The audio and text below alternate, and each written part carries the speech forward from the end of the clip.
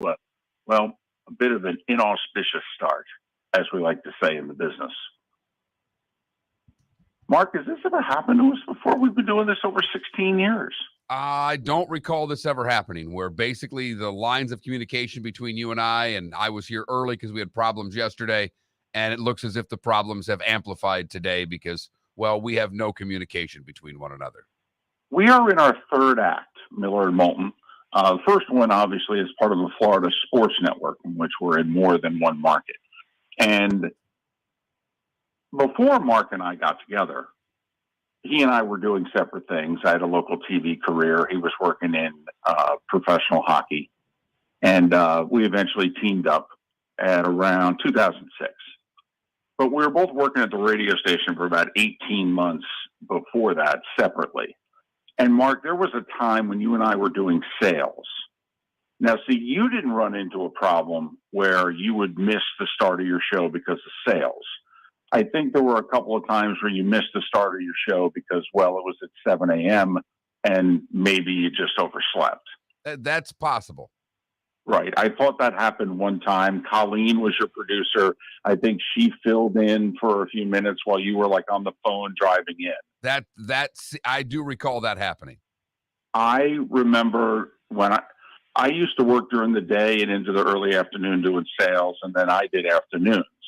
And I got stuck on a sales call a little too far away, had a flat tire, the whole deal. And so I did the entire first segment of an afternoon drive show while driving down I-75 on my phone, and got to the studio during the first commercial break and then just picked it up and continued.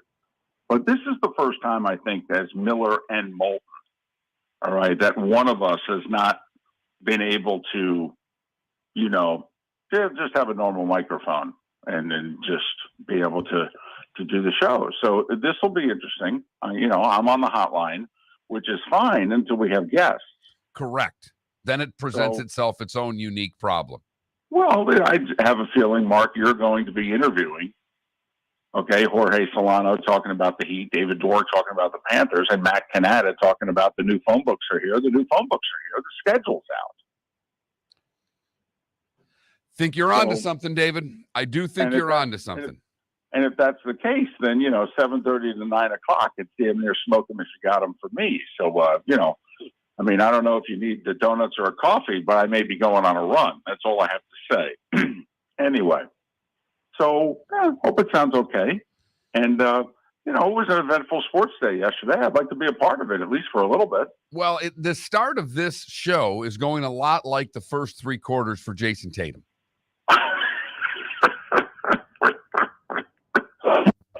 We can get the microphones to work. That's Tatum in the final 4 minutes. Damn right. Wow. Do you recall seeing that before? We talk about, to someone to just go that stone cold for that long and shoot or shoot. I love the fact that the coach, Mazzola says, basically the quote wasn't shoot more, was I love you. And I trust you and go get it done. Okay, great. But for it to go that badly for that long and then get it going late, what a wild night in Philadelphia. Well, I believe statistically he did something which had never been done before in terms of having so few points through three quarters. What do you have, three? Right. 3 or 5? I think 3, right? Through three quarters, 3 or 5 points through three quarters. And then he literally, in the fourth quarter, outscored the 76ers. I think he had one early bucket in the first 8 minutes of the quarter, and then he hit the 4 threes late. And the Sixers only scored 13 points in the quarter. And so literally Jason Tatum outscored the Sixers in the fourth quarter after having scored virtually no points for the first three. And just in terms of the numbers, they looked it up and they said, this has literally never, ever been done before.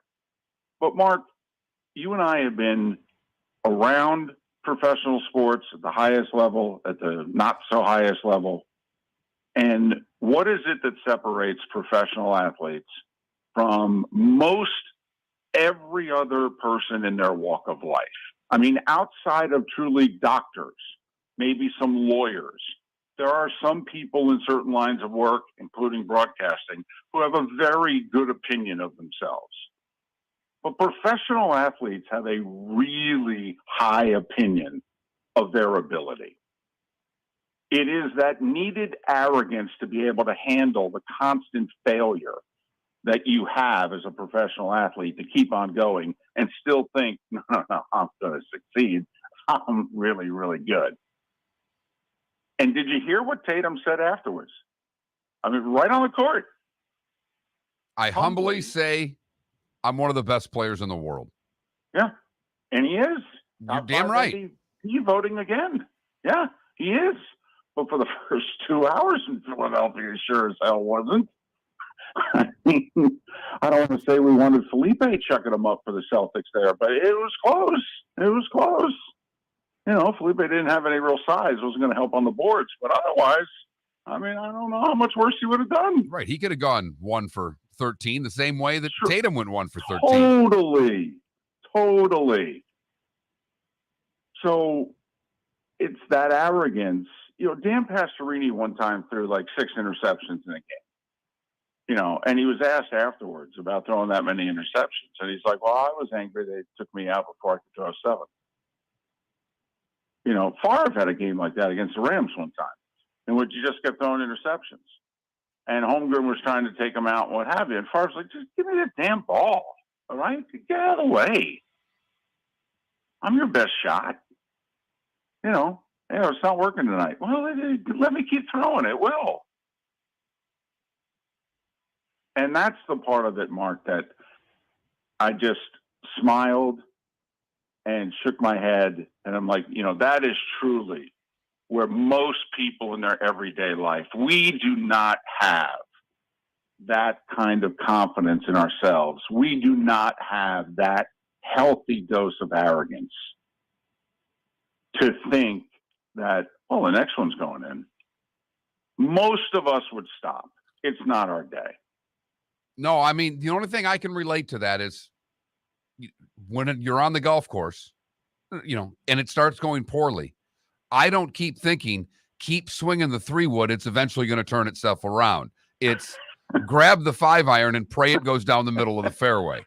Right. You know what I mean? I mean, that's about the only thing sports-wise that I can even try to put, not on the same perspective, but to at least say they have the ability to think greatness is always going to happen. Yeah, like the very next time, if you give me the damn ball, I will now be great with it. I mean, just look at James Harden in this series. He's had 3 great games. 45 in game 1, 42 in game 4. And he was tremendous, damn near a triple-double, orchestrating the Sixers offense in game 5. And he's been lousy in the other 3 games. Lousy. I mean, like, damn. There is no in between. I mean, he's been Jason Tatum the first 44 minutes in the other 3 games. And in the 3 wins, he's been Jason Tatum in the final 4 minutes, only he's done it for the whole damn day. And it's remarkable. I mean, it really is, Mark. This is another reason why we are so fascinated by the highest level of professional sports. And I said before the game, I thought Boston was going to win yesterday, and I thought Boston would win in 7. Here's the irony. I have no idea what's going to happen in game 7. Right? I mean, with Embiid not touching the ball the last 4 minutes, I mean, could you not see Embiid going for 42 in game 7? Well, you know, it's funny. As of 9:30 last night, Doc Rivers was the toast of the city, and Joe Mazzulla is a moron, and he's an idiot, and he's the reason they're going to lose, and he's got to go. And then when the game's over, what is it that all of us amateurs, were wondering? Why didn't they just run the pick and roll with Embiid down the stretch and at least make sure that he's involved in every damn possession down the stretch? Don't you have to have the big fella involved, if not the ball in his hand? And David, I like that you go big fella because we know exactly who you're talking about. You also could go with, why don't you give the ball to the MVP?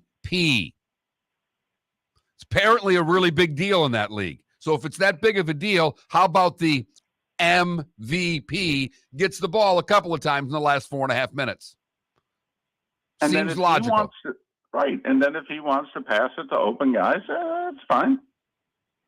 But, I mean, I understand Harden was a bit of a bumbling, stumbling. It was Chris Berman's birthday this week. So, in honor of Boomer, Harden was kind of bumbling, stumbling out there. So I understand, maybe you didn't have trust in Harden anymore to run the two-man pick and roll. I don't know, put it in Maxi's hands. Just something. But you got to have Embiid involved literally every damn set. I mean, I'd keep calling timeouts and going, wait a minute, what are we doing? See him? Yeah, we're going through him. Every single time. Joel, do you want it on the wing? Do you want it on the block? Do you want to come out and run the pick and roll and see how the defense adjusts? What is it you want to do? Okay, we'll do it. Let's go. On 3. Ready? Whew. So that will flip. Now Doc Rivers, who has lost 10 Game 7s. 10. He's not good with a lead. I mean, he's like, 3 times he's been up 3-1 in a series, and his teams have not sealed the deal, and now up 3-2 and chance at home, and right. I mean, there's nothing riding on this, probably for either organization. I mean, probably just their next 3 or 5 year future. I mean, there's nothing riding on that game Sunday. Not important or anything. Philly and Boston giving us another great series, going to 7 after last night, the Celtics getting it done on the road. Jason Tatum in the last 4.5 minutes, finding himself and going off to seal the deal for the Celtics after what was an interesting offensive game. We'll get to that. Some of the hockey. Look back at the Rays winning against the Yankees as well. The starting 5 is 25 minutes away as we work through our audio issues right here on the Florida Sports Network. Hello, friends and family of Southwest Florida. Are you looking to tap into the electric vehicle market? Well, look no further, because we here at Southwest Florida Golf Carts have just what you need. E-bikes, golf carts, LSVs, scooters, and more. Come down and talk with one of our experienced sales reps, have a soda and a smile, and you could be cruising the streets in your new EV today. Stop by the store or visit our website at flgolfcarts.com and enter for a chance to win $100 off your next purchase by answering John's monthly sports question. David Moulton for Napa Auto Parts, and Napa Filters. Insist on Napa Filters for your vehicles, or if you're a do-it-yourselfer, only buy Napa Filters. Napa has a filter for almost anything on earth that moves, whether it's motorcycles, foreign and domestic cars, vans, SUVs, earth-moving equipment. You get the idea. Napa Auto Parts, Napa Filters. Insist on them for your vehicles, or if you're do-it-yourselfer, only buy Napa Filters. Located on the East Trail, locally owned Naples Tiki Bar and Grill is an outdoor eatery next to the Hitching Post Shopping Center. Island-inspired food with a true tiki theme. The best place in Naples to enjoy the beautiful weather in Southwest Florida. The Naples Tiki Bar and Grill offers a great menu for dine-in or takeout. Enjoy our famous pulled pork, huge burgers, and tiki bar cocktails. Don't miss happy hour every day from 3 to 6, and live music 7 days a week. See you soon at the Naples Tiki Bar and Grill, 11498 Tamiami Trail East. The waterways of Naples are a beauty to behold, and the Bayfront Inn has multiple ways for guests to enjoy the water and have some fun. Gather your family and friends and enjoy a leisurely day on the water with a pontoon or deck boat. If you prefer to explore the waterways without a motor, the Bayfront has canoes, standboards, and kayaks. At the end of your journey, enjoy lunch or dinner at the Bamboo Tropical Bar and Grill. The Bayfront Inn. Something for everyone. On 5th Avenue in Naples. You were listening to Miller and Moulton on the Florida Sports Network.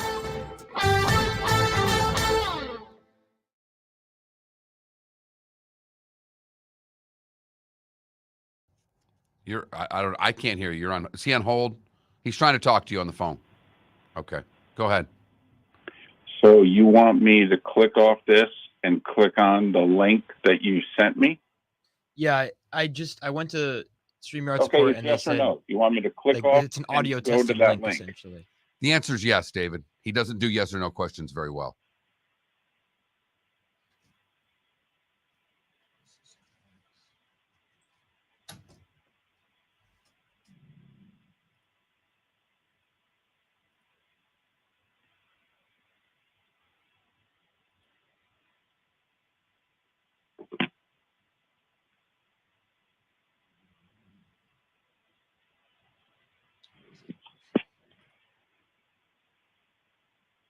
It's the only offer I have for speakers. By the way, I do not have the email that he's talking about. Okay, he doesn't have any email that you're talking about. Okay. Go to sound. Did he send it to the? Try that. Did he send it to the David.Moulton770 email? David? Yeah. Just click back on StreamYard and get back in the invite.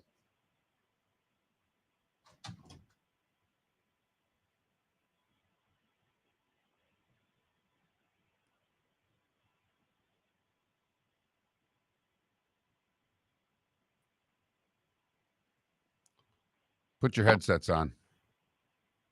Can you hear me? No. Hello. I can hear it through the phone.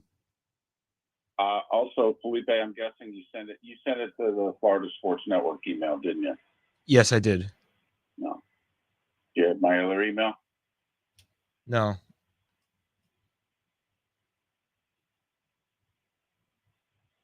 The audio quality sucked. It sounds like Pat on the phone. I mean, it is what it is. It's not great. Turn them down a little bit also. That might make it sound better.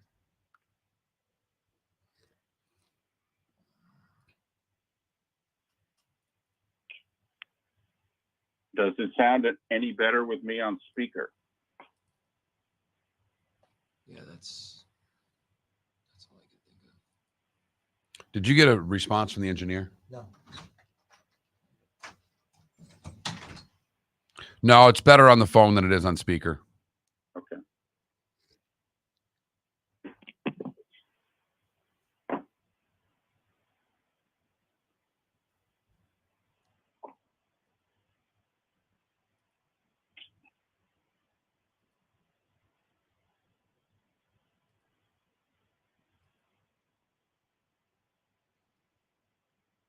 Check 1 2 1 2. My mic is working fine.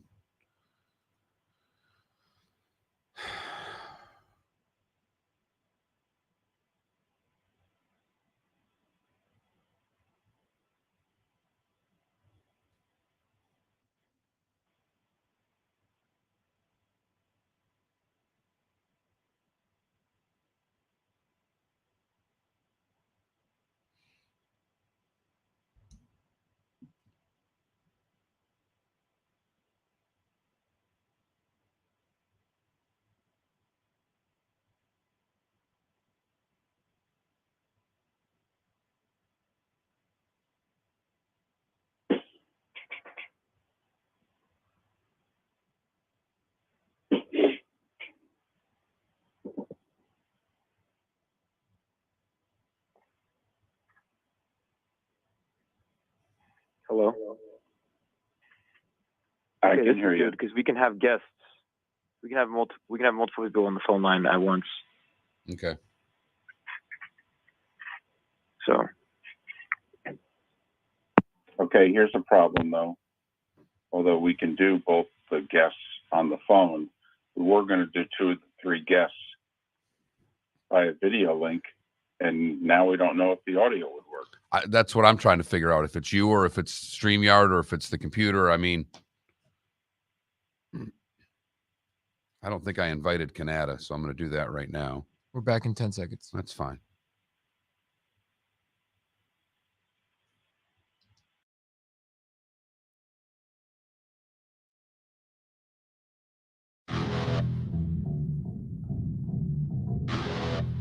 You're listening to Miller and Moulton, only on the Florida Sports Network.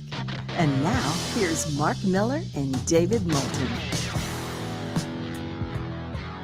21 minutes past the hour. Miller and Moulton, Florida Sports Network, floridasportsnetwork.com. If I sound, the audio is not as crisp as it normally is. We're having some technical issues, as they say. We're working on them. All right? It's the best we can do. Sorry. Miller and Moulton, Florida Sports Network, floridasportsnetwork.com. I'm curious, Mark, do you think there's a fan base that played the schedule game yesterday? And you, of course, know what the schedule game is, right?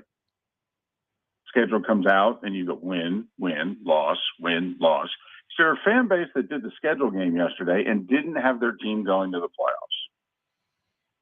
The Tampa Bay Bucks. You Although think so? you know what? That's wrong too, because Tampa Bay Buck fan thinks they can still win that division. Right, even if it's at 6-11. It yes. does well, but they still think they can win the division. Right. I'll tell you what. I played it with the Dolphins right away. Uh-huh. Oofta. It's not an easy schedule, is it? To quote Vern Lundquist there. Oofta. That is nothing wrong with quoting Uncle Vern.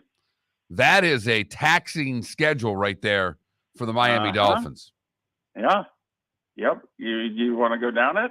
I mean, we did this like 2 weeks ago when we didn't know the order of the games and what have you. We just went with, who they were playing and where. And there was only like 4 out of 17 in which we said, well, that's definitely a win. All right. Definite wins, folks. Let's just go through this. Dolphins at Chargers. I don't think there's a way you can say that that's a definite win. Especially since they're a 2.5-point dog right now. Dolphins at Patriots. At Patriots, not a definite win. Home for the Broncos. Oof, it's a strong lean. Put it this way, it has to be a definite You're win. damn right. At the Bills. No. Home for the Giants. That's got to be a win. That's got to be a win, even though both teams won the same number of games last year. Home for the Panthers. Oh, no, just please. That's 3. Mm-hmm. At the Eagles. Okay. Home for the Patriots. It's another one that's got to be a win. That has to be a win. So we're at 4. Across the pond for the Chiefs. Home for the Raiders. Gotta be a win. Right, that's 5. Uh-huh. At the Jets on Black Friday. Short week on the road, 3 o'clock. No way you can call that a win. Oh, good. We got 5 wins going into December. This is good. At the Commanders. Gotta be a win. You're damn right it does. Home Even though they were an 8-win team and it's a road game, but come on, 2 against Sam Howell. Gotta be a win. We're at 6. Home for the Titans. Huh, we're at 7, even though it's Ryan Tannehill returning to the scene of the crime. Home for the Jets. You got to give them 1 against the Jets, right? No, you don't. No, that's not got to be a win. Home against the Patriots got to be a win. Home against the Jets is not a got to be a win. I would disagree with you that it has to be a win. It's got to be. Well, but I mean, you can't. I know, but I can give them a split. I thought I could at least give them a split. I don't think you can. I mean, when we say got to be a win, it's like we're willing to bet something of consequence they are winning this game. Not we think, well, they're going to split, so I'll give them this. A gotta be a win is not I'm going to give them this. Gotta be a win is back up the damn truck. They are winning today. Home for the Cowboys. No. At the Ravens. No. And home for the Bills. So what do we have? 7? Yeah. 6 or 7? Yeah. Okay, right. So we have 10-11 hard to, at best, toss-up games. And that's why, if you're a fan of an AFC team this year, you figure out this has got to be a win. Games on your team schedule. And then they need to run that table. However many games that is, they've got to take care of business that day. And the point that David and I are making, if we give it 6, 7 wins that we think that they can get, all right, if it's 6, that's 11 games left. If they can win half of those, they're a playoff team, without a doubt. Right. We are not saying that the Miami Dolphins are not a playoff team. We are merely pointing out that the AFC East has a difficult road ahead of them based on the teams that they are playing. I mean, they're playing the NFC East and the AFC West as their crossovers. And then the Dolphins finished second, so they've got crossovers against 2 second-place teams in the AFC. Now, they're lucky one of them's Tennessee, but the other one is what, Baltimore? Yeah, that's not so lucky. And they get Carolina on the other side, which is fortunate. Yeah, it is. Their 17th game. Okay. Anyway, I believe, by the way, if we do the whole, which, you know, you and I have debunked this years ago, and people are now finally coming around to this, the whole, well, based on last year's schedule, the Philadelphia Eagles have the toughest schedule in the NFL this year. And then we wait to see how it plays out. And 6 weeks into the season, we're like, well, these 5 teams that were good last year are not good this year. This schedule doesn't look nearly as daunting, or it can work the other way. Because like all the teams in the NFC South, you know, 3 of the 4 teams in the NFC South have 3 of the 4 easiest schedules in the league based on quote unquote winning percentage. Why? They play themselves and they play the AFC South. So their schedules do look softer on paper. You know, we said this about, isn't it the AFC North? I mean, of the 4 divisions in the AFC, you look at the crossovers that the AFC North have and you go, wow, they have a schedule advantage, which is tough to have in the NFL. They've gone above and beyond to make them as balanced as possible. But I do believe the 4 teams in the AFC North have a clear schedule advantage over the other 12 teams in their conference. Now they have to go take advantage of it and win those games. Exactly. In the AFC, you're not really allowed to have more than a clunker. Everybody's going to have a bad game. But you have to really, as David said, you have to look at those games that you think are wins and take advantage of those. A clunker could cost you a playoff spot. No doubt about it. One clunker. Like, Mark, you and I have been around long enough. We remember, you know, when Wannstedt was coaching the Dolphins and they went and got Ricky Williams and this was going to be the year and the whole deal. They had made the playoffs like 4 consecutive seasons, blah, blah, blah. And I think they opened at home with the Houston Texans. 174 degrees. It's hot, the whole deal. Dome team coming in. Texans aren't good. They're going to destroy them. Houston beats them. And I think at the end of the year, they went 10-6 and missed the playoffs. And we all looked back and went, if they had just beaten the Texans on opening day. So that's the Miami Dolphins schedule with high expectations and a difficult road ahead of them. Not to mention a quarterback that I've put the over-under on 13.5 games starting. And I'm trying to find a lot of people and find one of them that'll go over. And I think so far Moulton is the only one who has officially gone over the 13.5 Tua starts. Yeah, baby. Yeah. I'm on the Tua train. We just don't know if it's a local or an express. How many stops will it make? That's really the question, David. As long as that train keeps on a rolling, you're in good shape. If we're stopping at every little podunk town there, then we're in trouble. Starting in L.A., I want to go for long stretches, but I want 16 or 17 stops. That's all. Just long stretches in between them. And I'm not just saying this because it's the team that I grew up rooting for, but the NFL apparently gave the New York Giants a schedule that no one apparently in the history of the league's ever had. They have a 9-week stretch in which they play 7 road games. After opening at home, they play 7 of their next 9 on the road. That's never happened before in the NFL. It will happen to the New York Giants this year. So bet the under on the Giants, Miller and Moulton. Yeah, hi. Excuse me. Hey, the line starts back here. Ma'am, if your party's not here, you're gonna have to go around again. If you had the opportunity to avoid all this, wouldn't you? Salt Live is the official transportation provider of the Miller and Moulton Morning Show, making your trip to and from the airport seamless and stress-free. Salt Live is supported with the help of local partners like the Bayfront Inn.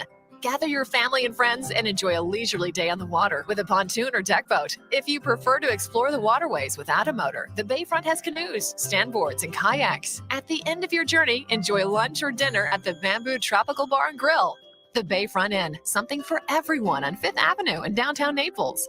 BayfrontInNaples.com. When you need a ride, book with Salt Life Transportation, 308-8686, or book on saltlifetransportation.com.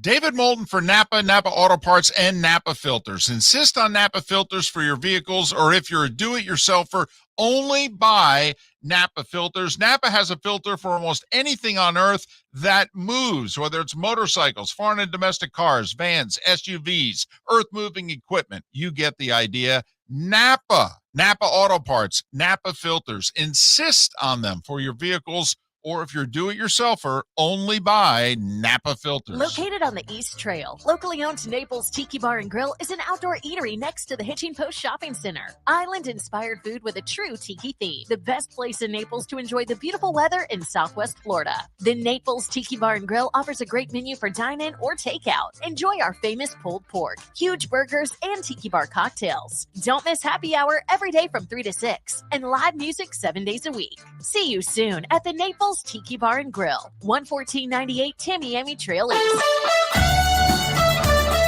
You were listening to Miller and Moulton on the Florida Sports Network.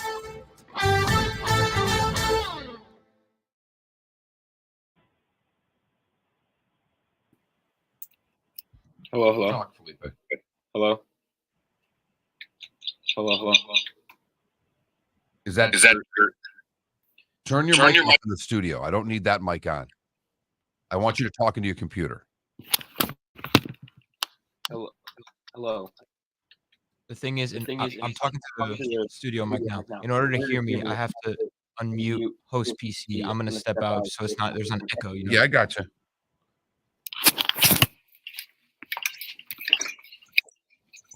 Hello. Yeah, I hear you. Do you hear me?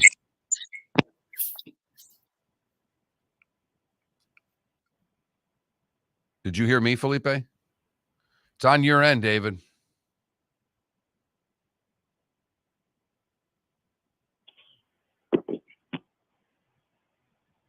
It's got to be on your end.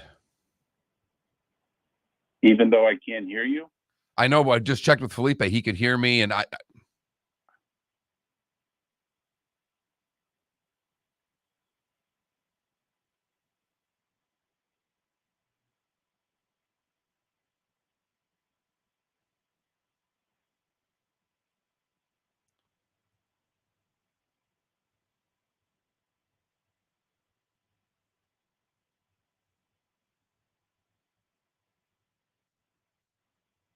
boy, you got that right.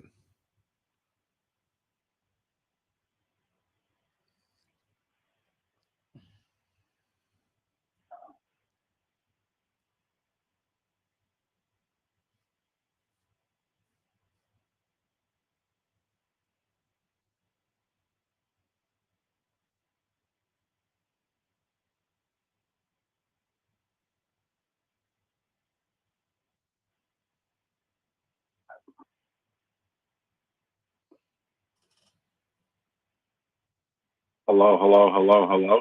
It's coming through the phone. Hello. Hello.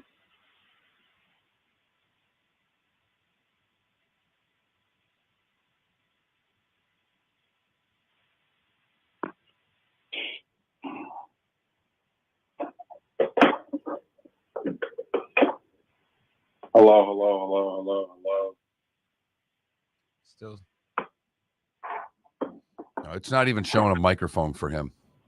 When I say edit mic settings, it won't let me do it.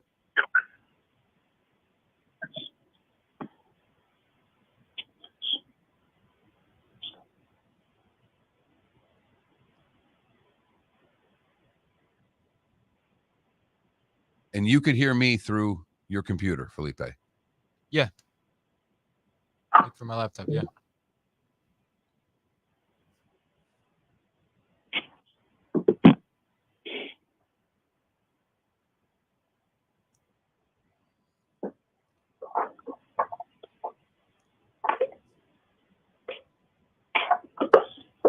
Hello, hello?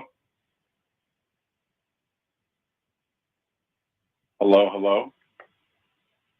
I can now hear. You can hear me? Say it again. Check 1 2 1 2 3 4. Mm-hmm. Hang on. Hold on.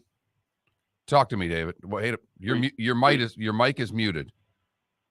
Oh, hold on. 3, 2, 3. Yeah, we got Jason Tatum. Jason Tatum. Let's go. Can you hear me? I can. All right. Whatever you did, you fixed it.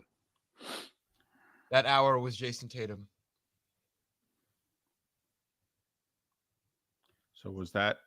Are we picking this up now? 4 minutes to go in the fourth. Sixers up 2. Yes. We're about to splash a few threes here now with the starting 5.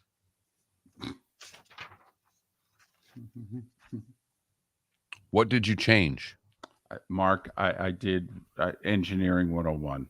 I unplugged everything and plugged it all back in. Yes. Okay.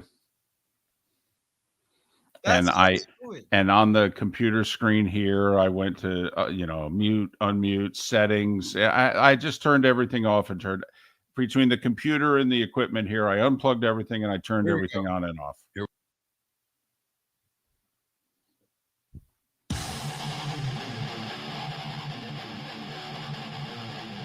You're listening to Miller and Moulton, exclusively on the Florida Sports Network. 22 minutes before the hour. We're like Jason Tatum and the Celtics last night. First 3 quarters and 8 minutes, not so much. We're picking it up with 4 minutes to go in the fourth here on Miller and Moulton, the Florida Sports Network, floridasportsnetwork.com. Technical difficulties for the first 2 segments. Knock on wood, they're figured out. That's at least until one of us starts chucking threes. We're not very good at it.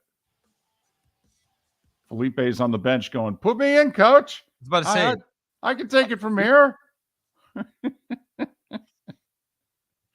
We have a terrific show lined up for you. We'll talk. The new phone books are here. How much schedule did you go through last night? Because the games were going. Oh, so you went nuts. Oh, Mark.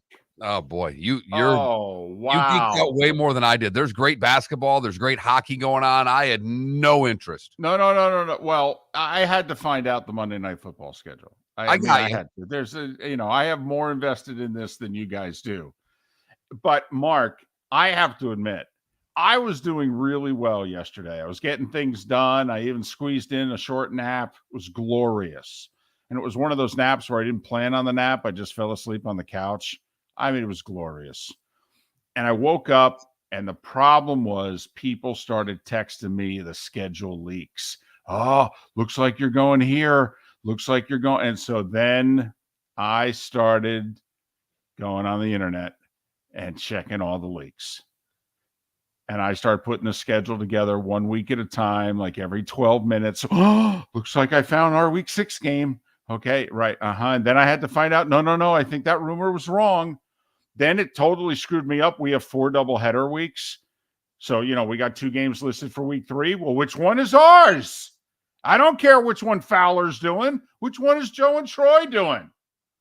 Oh, no, Mark. It was a mess. If I saw this right, though, the one disappointment I had for you, you don't go to Pittsburgh this year, do you?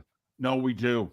You do? We do. I missed it. I looked quickly at the Monday night schedule because David, since working with Troy Aikman on the Fox broadcast and now in Monday Night Football, had visited every NFL stadium with the exception of Pittsburgh's. Yep.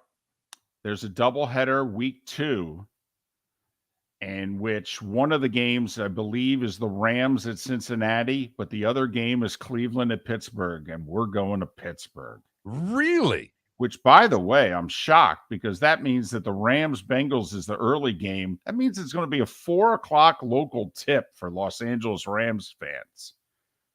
Not tip, kickoff, but you get the idea. Anyway, let's get to it. Time now for The Starting 5. 5 stories you need to know.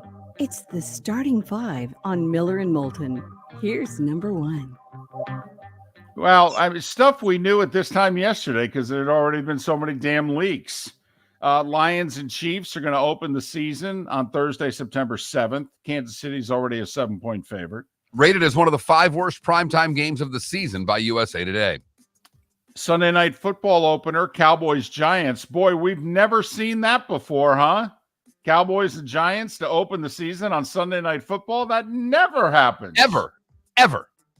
Dallas, a 3-point favorite on the road. And Monday night football on 9/11.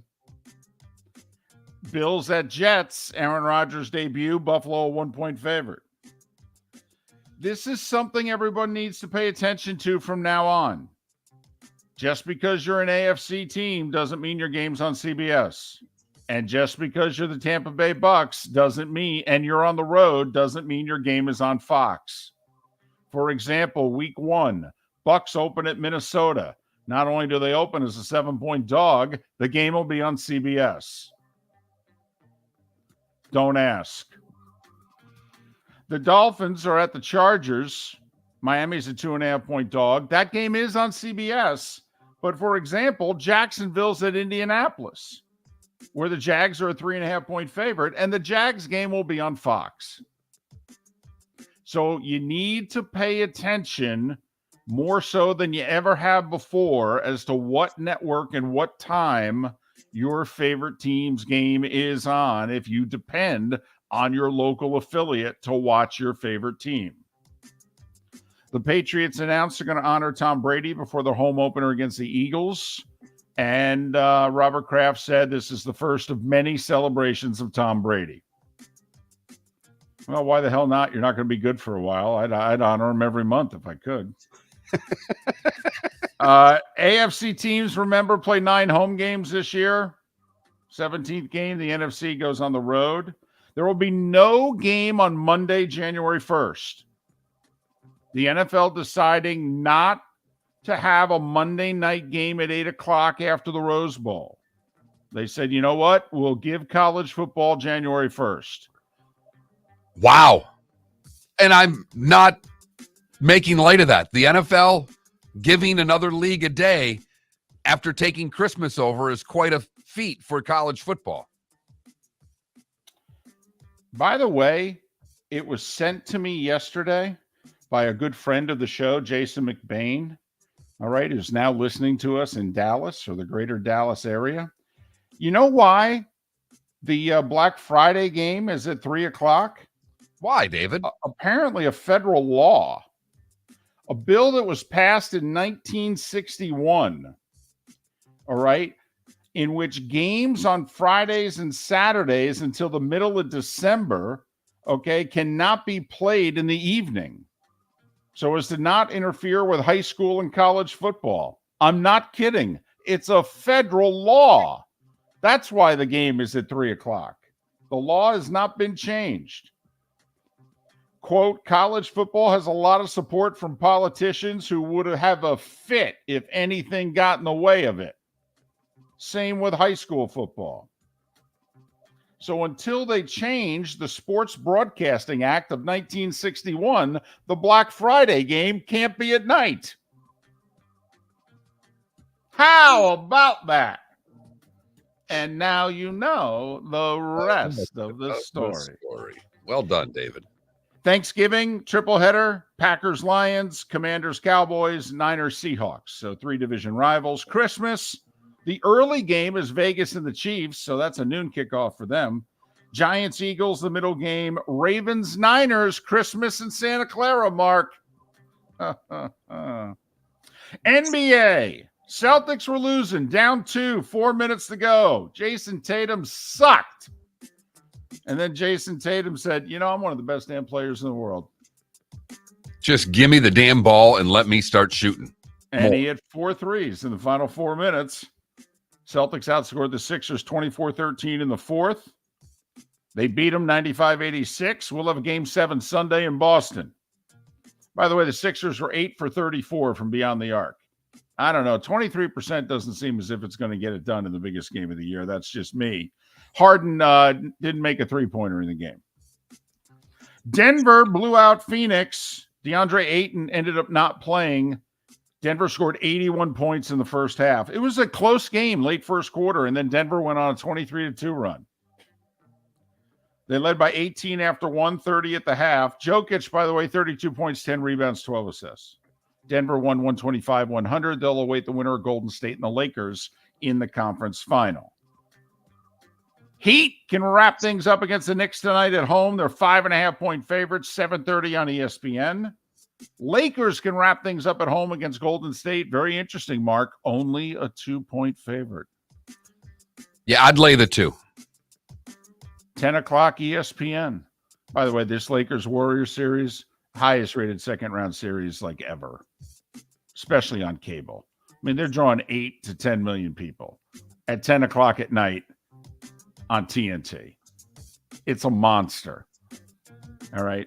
We'll see if some officiating gets in the way, because if you're ever going to force a Game 7, this is the series you want to force a Game 7 in. NHL, Carolina eliminates the Devils 3-2 in overtime. Felt badly for the Devils, Mark. The delay of game in overtime, a simple clear, and the guy threw it over the glass. They go shorthanded, couldn't get the puck out of the zone. Controversial ruling. Okay, they gave a face-off deep in the zone. Carolina won the face-off, scored.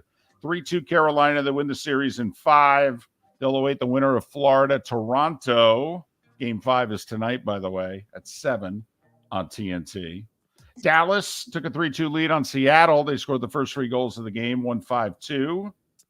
Edmonton and Vegas tonight, Game 5, series tied at 2. Vegas going to be without defenseman Alex Pietrangelo. He got suspended for the slash. Edmonton's going to be without defenseman Darnell Nurse. He got suspended for the instigator penalty in the final minute of the game. Baseball. This just in. If the Rays are playing the Yankees, you bet on the Rays. You bet on the Rays. 8-2 Tampa Bay. Drew Rasmussen, 7 shutout innings, gave up just 2 hits. Josh Lowe with a homer and 5 RBIs. Something to pay attention to. Wander Franco left the game in the 5th with a neck injury. Sore, stiff. We'll see if he plays today. The Rays are 30-9. Cincinnati handed the Mets their 13th loss in their last 17 games, 5-0. Twins scored 3 in the 7th to beat the Padres 5-3. Royals with a walk-off bunt single. Talk about things you don't see every day. It's fitting of a Royals-White Sox game, isn't it? 4-3 Kansas City. Remember we told you yesterday about Casey Schmidt? In fact, didn't Felipe make him the play of the day? He did. Yes. Okay, the hot shot prospect for the Giants gets called up, second at bat in the majors. He homers. Yeah, second game of his major league career. He had 4 hits, including a 2-run homer. This whole major league thing's not very hard. 6-2 Giants over Arizona. And Nathan Eovaldi, 1 out away from the shutout, but they took him out after 113 pitches with 2 outs in the 9th. Texas beat Oakland 4-0. He struck out a career-high 12. Marlins, by the way, promoting their top prospect, Yuri Perez from AA Pensacola. He will start tonight against the Reds. He's 20. Best pitching prospect they've had since Jose. If you want to watch tonight, you know, this is one of those guys, maybe you start watching his starts, Yuri Perez. Mark, I don't know if you paid attention to the Byron Nelson, but some guy nearly shot 59 yesterday. A little 6-0 action. South Korea's S.Y. No. All right, I have to admit, he made 3 bombs on the back 9, like 330-footers, but he shot 60. He's got a 3-shot lead over Adam Scott. Scotty Scheffler's 4 back. They're playing the first major on the Champions Tour, the tradition. 3 guys are tied at 5 under, including Billy Andrade. The DP World Tour, by the way, did you hear the penalties they're going after? So they won their lawsuit against the LIV. So they fined the LIV guys who played in events last year $100,000 an event. Now they're going after not just guys who played on the LIV tour, it's guys who played on the LIV-sponsored Asian tour. They're sponsoring they're fining 26 players between $15,000 and $125,000 per event. And apparently the courts upheld this. And that's why you've got a slew of the European players who are resigning for the DP World Tour, because by resigning, they don't have to pay the fine. Now, if they ever want to come back and be on tour and play in Ryder Cups and all that, then they have to pay all the fines and sit out a suspension. It's a mess. LPGA, they're in Jersey, the Founders Cup. See Young Kim at 6 under has the lead. 2 American, Cheyenne Knight, Stacey Lewis are 2 back. And at 9 minutes before the hour, that was the starting 5 every weekday morning at this time on Miller and Moulton. So how about that? If you take anything from the show today, the Sports Broadcasting Act of 1961. So since college football is over in December, that's why they can play the night games. Yep. In December. The regular season's over. Yep. That's why it's scheduled the way it is. High school and college football, but the act was really designed for college football. And all those congressmen and women, and in 1961, it was almost all congressmen, okay? They were like, I ain't going back to my constituents with you guys playing a game up against my beloved alma mater. Because Georgia and Georgia Tech will be played the day after Thanksgiving. And that's a hell of a lot more important than anything the Atlanta damn Falcons do. You got it? Don't you forget it, neither. I just love the fact we're 62 years later and either nobody at Park Avenue knew this or they haven't tried to change it. Well, they probably never gave it much thought because there was never any games. I mean, they got their Thanksgiving night game in, which they wanted. Right. And now all of a sudden Black Friday, like, wait a minute, we're missing another day that we could own? Screw Best Buy. How about NFL football? What do you mean we can't play at 7 o'clock on the Friday after Thanksgiving? No, man, it's a law. A law? Change it. Call Harry and change the damn law. What senator do we own? Okay, on what committee? Get the chart out. Miller and Moulton.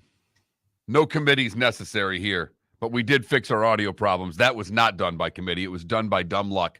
In Engineering 101. Turn it off, turn it on again with Miller and Moulton right here on the Florida Sports Network. Hello, friends and family of Southwest Florida. Are you looking to tap into the electric vehicle market? Well, look no further because we here at Southwest Florida Golf Carts have just what you need. E-bikes, golf carts, LSVs, scooters, and more. Come down and talk with one of our experienced sales reps, have a soda and a smile, and you could be cruising the streets in your new EV today. Stop by the store or visit our website at flgolfcarts.com and enter for a chance to win $100 off your next purchase by answering John's monthly sports question. Ladies and gentlemen, once again. Hi. Excuse me. Hey, the line starts back here. Ma'am, if your party's not here, you're going to have to go around again. If you had the opportunity to avoid all this, wouldn't you? Salt Live is the official transportation provider of the Miller and Moulton Morning Show, making your trip to and from the airport seamless and stress-free. Salt Live is supported with the help of local partners like the Bayfront Inn. Gather your family and friends and enjoy a leisurely day on the water with a pontoon or deck boat. If you prefer to explore the waterways without a motor, the Bayfront has canoes, standboards, and kayaks. At the end of your journey, enjoy lunch or dinner at the Bamboo Tropical Bar and Grill. The Bayfront Inn, something for everyone on 5th Avenue in downtown Naples. BayfrontInNaples.com. When you need a ride, book with Salt Live Transportation, 308-8686, or book on saltlivetransportation.com. David Moulton for Napa, Napa Auto Parts, and Napa Filters. Insist on Napa filters for your vehicles, or if you're a do-it-yourselfer, only buy Napa filters. Napa has a filter for almost anything on earth that moves, whether it's motorcycles, foreign and domestic cars, vans, SUVs, earth-moving equipment. You get the idea. Napa Auto Parts, Napa filters. Insist on them for your vehicles, or if you're do-it-yourselfer, only buy Napa filters. Located on the East Trail, locally owned Naples Tiki Bar and Grill is an outdoor eatery next to the Hitching Post Shopping Center. Island-inspired food with a true tiki theme. The best place in Naples to enjoy the beautiful weather in Southwest Florida. The Naples Tiki Bar and Grill offers a great menu for dine-in or takeout. Enjoy our famous pulled pork, huge burgers, and tiki bar cocktails. Don't miss happy hour every day from 3 to 6 and live music 7 days a week. See you soon at the Naples Tiki Bar and Grill, 11498 Tamiami Trail East. Miller and Moulton here for the Clutch Vodka Play of the Day. Mark, remember Nick Charles, Fred Hickman, the CNN Play of the Day? Yeah, CNN did a nightly sports show. That was a while ago. Yes, it was. Just work with me. Everyone liked the pod, the Play of the Day. So how about we have the Clutch Vodka Play of the Day? Sounds good. Fun. Smooth. Like Clutch Vodka. Listen weekday mornings for the Clutch Vodka Play of the Day. That's Clutch with a K.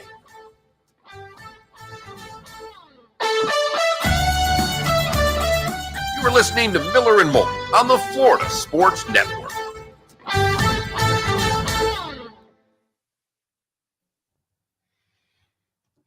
Yeah, Ambient, I'm the wrong guy to ask. Moulton has I bet you if Moulton plays the Broncos schedule game, he'll have 2 more wins than I do.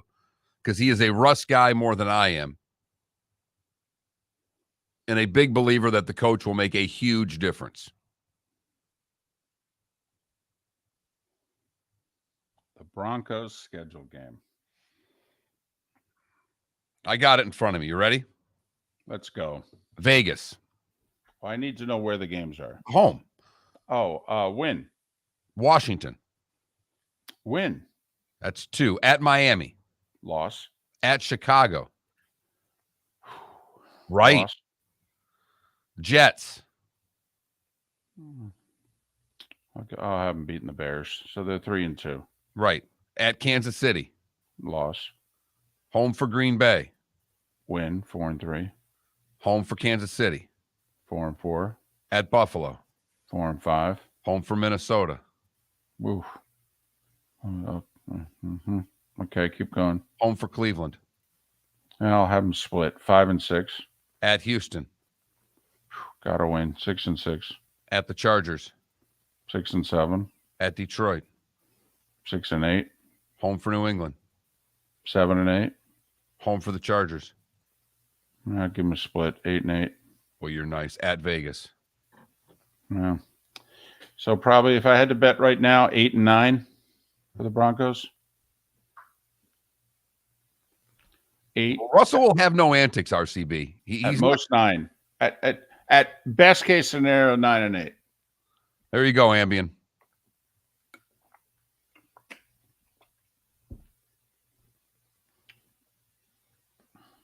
I think it's one of the most fascinating teams in the league, though, Ambien. With Sean Payton and with Russell Wilson, it is one of the more fascinating teams. Well, first off, RCB, Russell won't have any antics. He may lose his patience with him as a quarterback, but he's not going to have any antics. They get 4 prime-timers, too. The fact that the Bucs have 2 prime-timers is one of the most disgusting things on the planet. Why is that even a thing? And we've got them. They're the second of the 2 Monday Night Football games, week 3.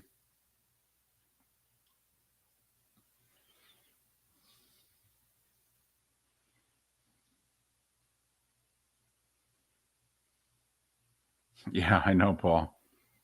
Lose to Detroit, beat New England. Yep. Last time you could say that, the early 90s.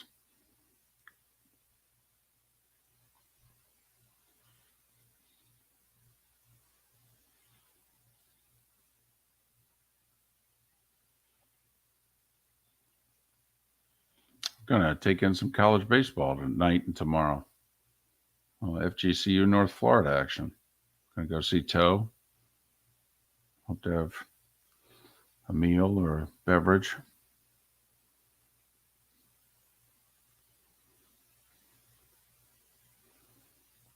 You know, I've never met him face to face. Seriously? Interviewed Toe half dozen times. At least. But if I walked up to him, I wouldn't know who he was, and he wouldn't know who I was. Huh.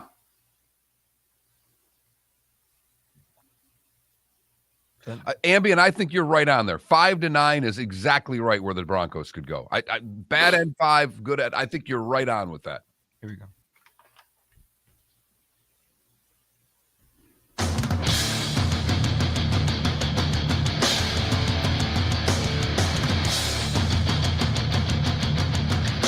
You are listening to Miller and Moulton, exclusively on the Florida Sports Network. And now, here's Mark Miller and David Moulton. Hour 2 of Miller and Moulton on this Friday. NFL schedules now released. NBA, NHL playoffs roll along. Can the Heat and the Lakers wrap things up tonight? Can the Panthers advance to the conference finals for just the second time in franchise history? Got to like their chances. They're on the road. Although, Mark, last night was just a bat blank crazy night. The 2 NHL home teams won and the 2 NBA road teams won. The heck? I've had a good week. I missed one with Denver last night. I thought Phoenix and Denver was going to go 7. But boy, oh boy, Phoenix just had nothing last night for the Nuggets. No, I think all the minutes, quite frankly, they don't have much of a bench. And it affected Durant and Booker were shot last night. Absolutely shot. And the other thing that's interesting about Phoenix going forward, and we won't spend a lot of time on this, is they don't shoot and make a lot of threes. Durant and Booker are not three-point guys. They're mid-range jumper guys. I mean, quite frankly, they play like Michael Jordan played. I'm not saying they're as good as Michael Jordan. I'm saying they played the way Jordan played. Jordan didn't shoot a lot of threes. He was a mid-range jumper guy. Drive to the basket, kick, drive, pull up. That's how they play. It's interesting now in today's NBA, Mark, can they win a championship shooting twos when everyone else is seemingly shooting 40 to 50% of their shots from beyond the arc? I don't think so. So that will be interesting. Will they have to add that, to their team somehow, some way? Because their best players do not shoot the three. And Miami gets away with it. They have one guy, their best player, who doesn't shoot the three, but everybody else does. Right.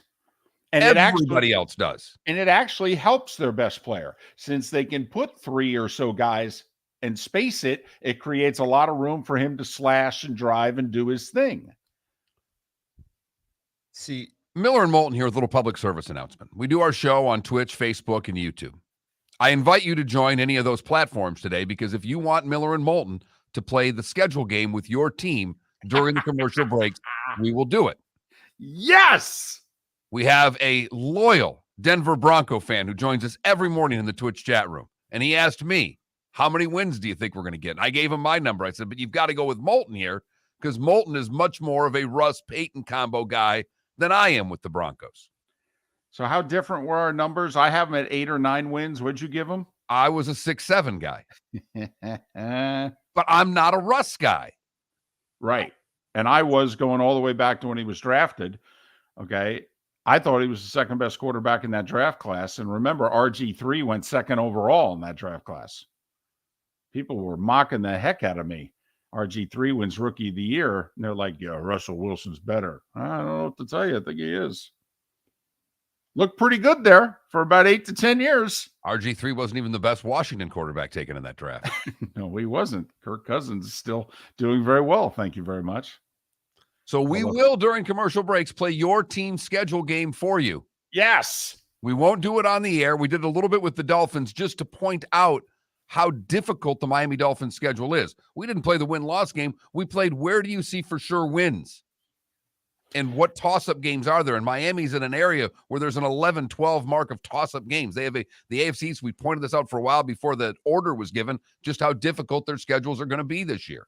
All right. I saw not 1, not 2, but 3 NFL talking heads go through the Jets schedule last night. That was their thing, going through the Jets schedule. Because I got to tell you, I mean, the Sixers-Celtics game was it was close and it was intense. It was ugly basketball. All right. And New Jersey, Carolina just really doesn't do it for me. I mean, the one team eliminated mine, and I think my team should be going to the finals. So, and I have a soft spot for the Carolina Hurricanes and their head coach. I'm a big Rod Brindamore fan. I loved him as a player. Love the way that they play hockey. No one else cares, but they're a really nice, fun hockey team to watch. They are. He's a great coach. I love their fans. They support that franchise. They've done a great job. Right. But I got into the schedule last night. I did, until the Sixers Celtics got down the stretch. So I watched not 1, not 2, but 3 talking heads on 2 different networks go through the Jets schedule. No one gave them less than 12 wins. Come on. I kid you not. Come on. I kid you not. No one gave them less than 12 wins. So you want to talk about drinking the Aaron Rodgers Kool-Aid. I mean, by the way, all three guys said they win week 1 against Buffalo. I mean, right out of the chute. In fact, one guy had him starting like 5-0. All right. And somebody else had, and the other two had him starting 3-0. Boom, boom, boom. WWW right there. I'm like, wow. Just for the record, in those first 5 games, they host the Bills and they host the Chiefs. Correct. With road games at Dallas. Right. Oh, no, that's a win. No. Every talking head gave them a win in Dallas. Everyone. Boom. That's a home against Buffalo, win. At Dallas, win. Now, the next one's a home game against New England. I'd give them a win there, too. Okay. But I'm just saying, did not hesitate. Did not hesitate. You know, 2 teams who won double-digit games a year ago. You know, 2 teams who made it to the divisional round. No problem. Boom, boom, boom. WWW. Right through. Boom. Oh, yeah. Mahomes and the Chiefs, you know, well, you know, they got to lose eventually. Oh, really? Really? Okay. But let me tell you, all right, the Dolphins can play the no respect card because everybody nationally is going to be big. Just about everybody. There are a few people actually really high on the Dolphins, but most everybody nationally is going to be picking the Jets to finish no worse than second in the AFC East. Oh yeah, that baby. You saw the biases came out last night. You know, it was like watching politics going, well, I could tell who they're voting for. Oh, yeah, totally. Drinking cannonballing into the deep end in May. Well, David, what's his name? The lineman there lost like 50 pounds, and he, you know, I mean, they're winning that press conference. Mekhi Becton. Becton. Right. I knew I had this just in, Mark. When you're 393, you can lose 50 pounds and still be the side of a mountain.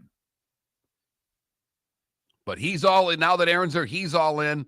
Hasn't really done anything for him since he's been there. But with Aaron, everything's changed. Right. He's played 4 games in 2 years, but now he's going to live up to being the 11th overall pick of the draft. Really? He could also just be a really big turnstile. But fortunately, that guy does know what he's doing. He gets rid of it quickly. Now, listen, they got talent. You know, their defense was top 5 in the league, the whole deal. They should be a good team. They should be a tough out.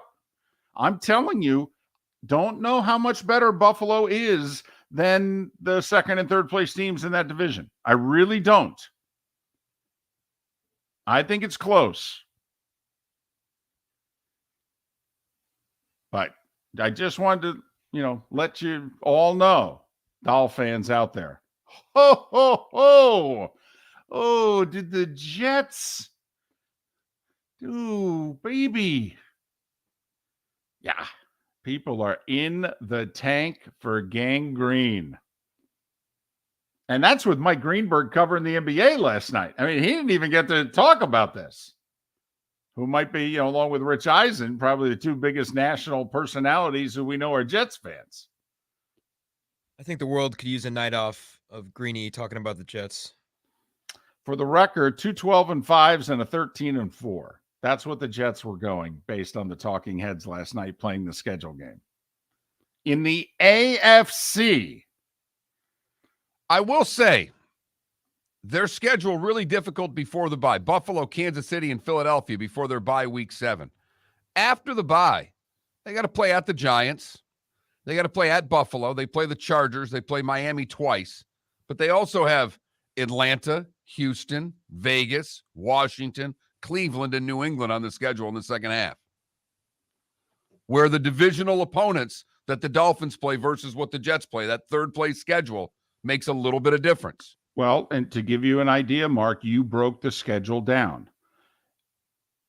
2 12-5s and a 13-4.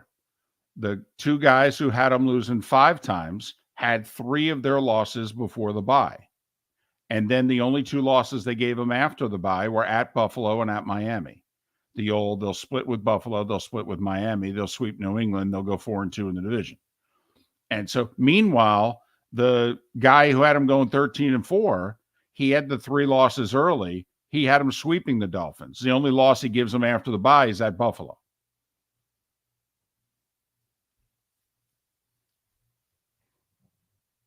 And if, you would think they're going to get better as a season, they get to know one another, they're going to get better as the season goes on, and the opponents aren't as difficult.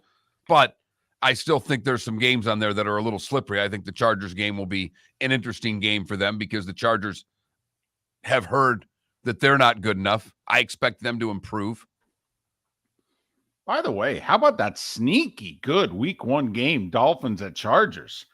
Get a little Tua Herbert thing going right out of the chute. Not only that, 2 teams you think are competing for a wild card.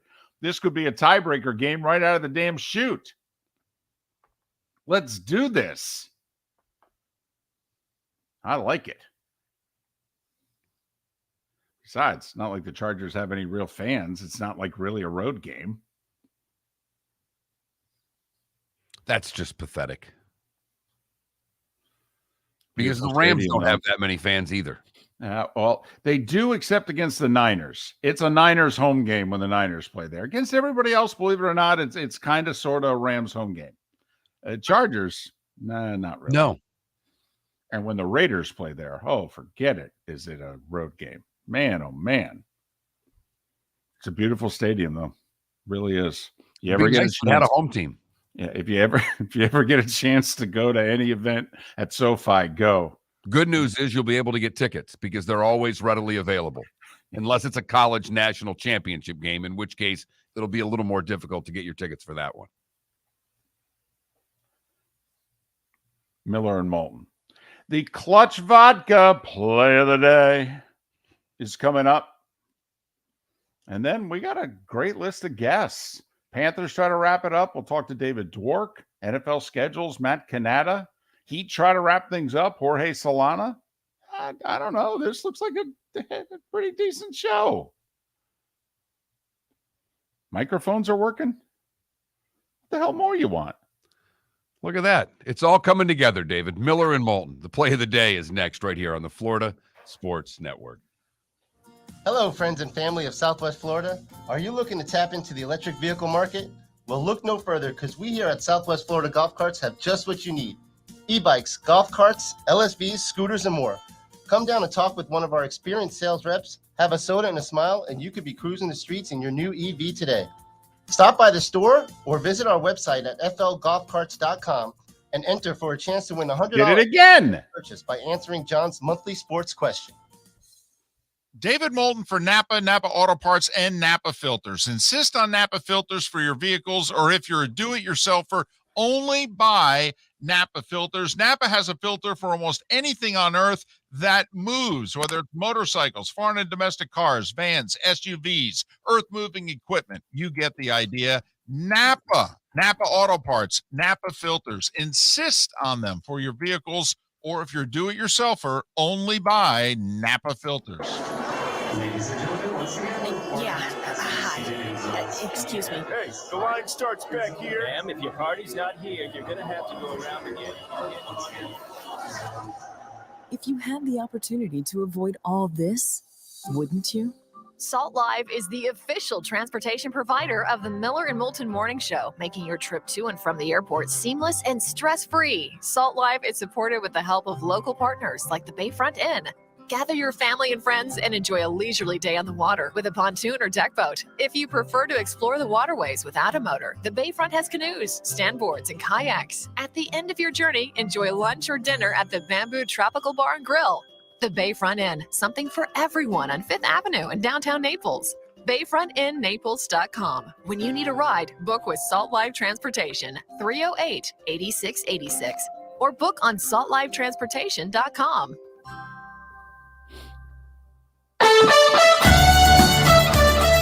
You are listening to Miller and Moulton on the Florida Sports Network.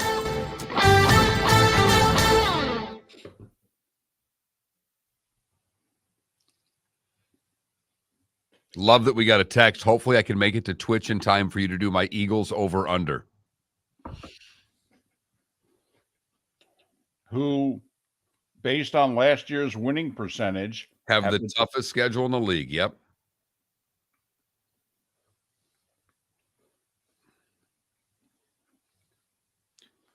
Mark Jackson left Jokic off his ballot. He said it was an accident. Bull crap.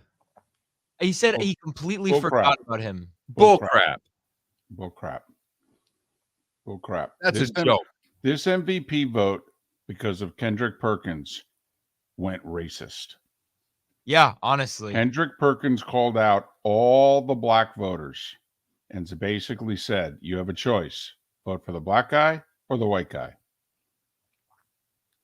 And ever since Kendrick Perkins went public with that, that's why Jokic didn't win MVP. Jokic was winning MVP by a big margin until Kendrick Perkins went race. Which was completely unnecessary, too. Yeah, Hank. But it worked. I hate how narrative-driven the NBA can be sometimes.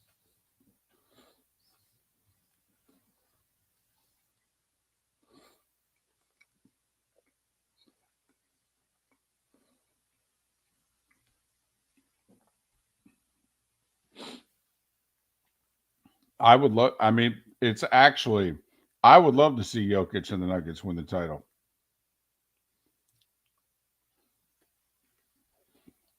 Got a lot of media members have to eat a lot of crow. Some of the shit they've said in the last 2 months.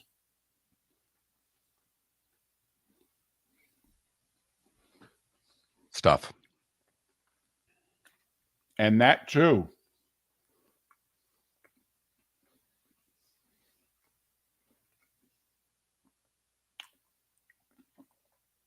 I'm actually going, KW, I'm going out a week from Friday. I'm going night fishing for snapper. Kind of fired up. Yep. DC, there's no doubt about that's exactly what they said. They started talking about the handful of people who have won 3 or more MVPs in a row, and they said, we cannot put this guy on that list.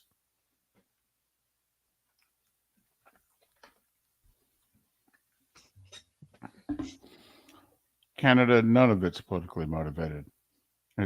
Remember last year, what was the first Monday Night Football game? Russell Wilson returning to Seattle. This is strictly, it's for ratings. Aaron Rodgers' first game as a Jet. People are interested to see.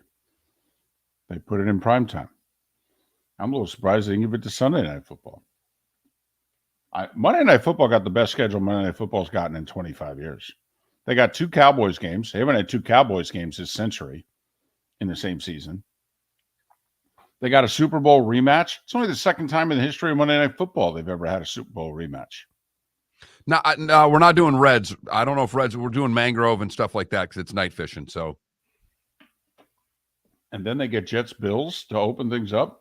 Honestly.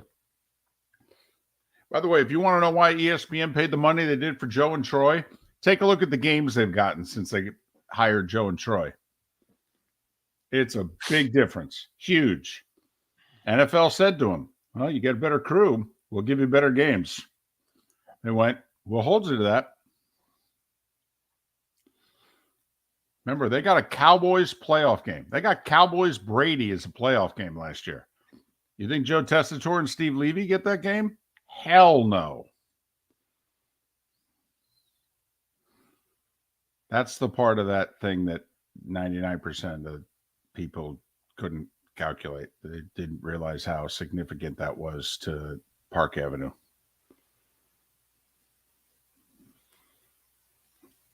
I mean, Park Avenue said, we are not giving you a Super Bowl. Okay, I mean, no offense, but no. You got to do something about that. You do something about that, we'll give you Super Bowls. 15 seconds. By the way, when we went night fishing the other day, we had a lady call the cops on us and kick us out of the beach. Like, why? I can't kick you off the beach. They did. Did the cops come? Yes. Are you not allowed to be on the beach at night?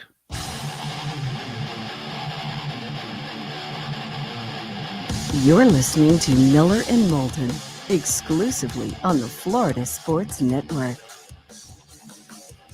21 minutes past the hour. Miller and Moulton, Florida Sports Network, floridasportsnetwork.com.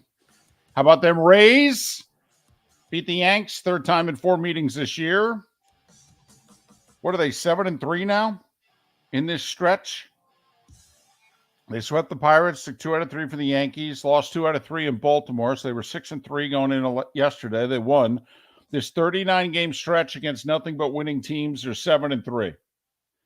So, Mark, it's really affecting them because before this, they were playing 800 baseball against the bad teams. Now they're playing the good teams. They're playing 700 baseball. It's really impacting them.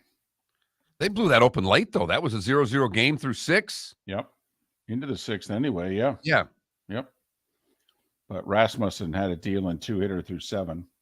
But 4-game series. Yankees better get 2 of these next 3. That's all. Can't lose any more. You picked up 2 games earlier in the week. Need to make sure you don't lose any more ground. It is amazing, by the way. The Yankees would be a half game back in the Central. They'd be 3 back in the West. I mean, there's 3 games over 500. They're 9 back. Right. Instead of 9 back, they'd be 3 back to the team with the 3rd best record in the American League. Right. Mm-hmm. So, I think we're all pretty confident in the Heat tonight. Is that fair to say? Yes. Very fair to say. Lay the 5.5 confident? I would lay it. Yeah. I mean, even in game 4 where the Knicks played them much tougher, they still wouldn't have covered 5.5. So yeah, I feel really good about the Heat tonight. The one thing I am waiting for both the Heat and the Panthers, and maybe it won't happen. Maybe they'll both just keep winning. But it is odd, right? I mean, we had Tony Fiorentino on a few times, and he kept saying it's very difficult to explain how basically the same guys last year made their threes and this year didn't. And he goes, and he had the numbers. He goes, last year, top 3 in the league shooting the 3. This year, bottom 5 in the league shooting the 3. Same guys. How do you explain it? And it is over 82 games, too. This is an 8-game sample size. Well, so far, Mark, they didn't shoot the 3 particularly well in game 5. But so far, through the playoffs here, what have we played? 10 games? And, the Heat, who were one of the worst offensive teams in the league, one of the worst 3-point shooting teams in the league. Yeah, they're one of the best offensive and 3-point shooting teams in the playoffs. And so which is it? At some point, are we going to see the team in the regular season? Or basically, was that the aberration and these are the Heat? I look at tonight a little bit differently because when you have both guards for the Knicks play 48 minutes, we just saw what happened to Booker and Durant having to go a couple nights later, all these minutes they've played. The playoffs are very physical. I don't see if they're going to have to play those players those minutes to win. And I don't see the same type of performance out of the Knicks. I just don't. It's not a sustainable way to play playoff games in the second round. That's something you wait till game 6 and 7 of the conference finals or the NBA finals. You're having to do that in the second round. Yeah, it's probably not sustainable. But when you're facing elimination, it's survive and advance, and you win and you worry about the next game. But right, you figure it will show up tonight, right?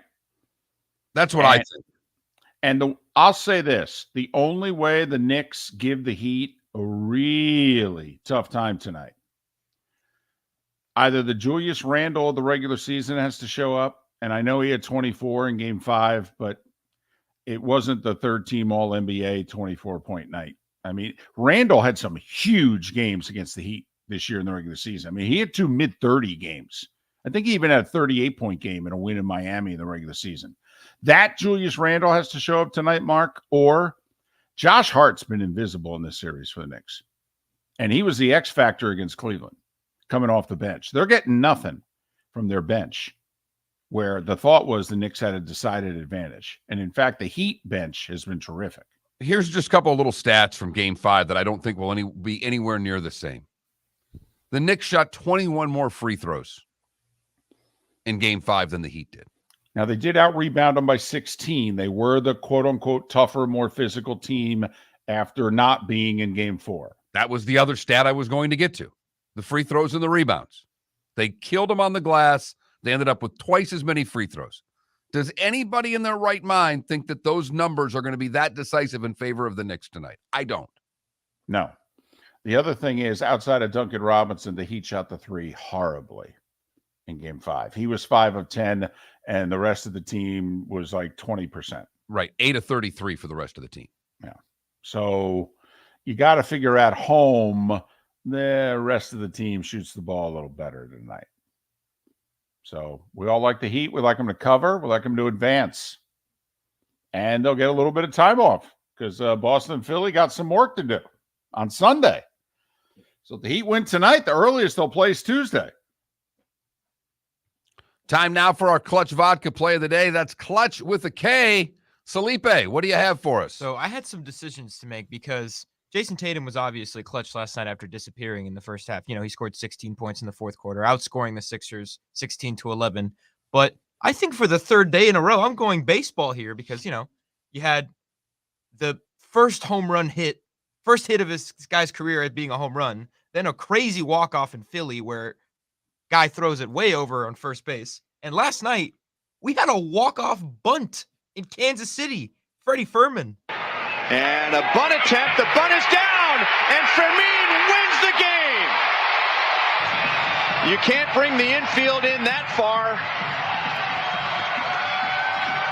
And School is out, and the Royals win it 4-3. You ever seen that? A walk-off bunt? Well, don't push that infield too back, or else they will take advantage. And that, apparently, is our Clutch Vodka play of the day. I can tell how excited David was because his fist never left his chin the entire time. It was like this, and if he talked, he would have muffled his mouth because his hands were over it. We didn't have an OT game winner to decide a series in Carolina last night, did we? Especially since John Forsland was doing the game on radio, and I think the call is out there. Hey, what do you say? But it's true. You don't get many bunt walk-offs. That is true. And that'll be the difference between the Royals losing 103 and 104 games this year. But it is clutch. It is. Clutch Vodka play of the day. The Royals, as David mentioned, now 12-27. Oh, how about that?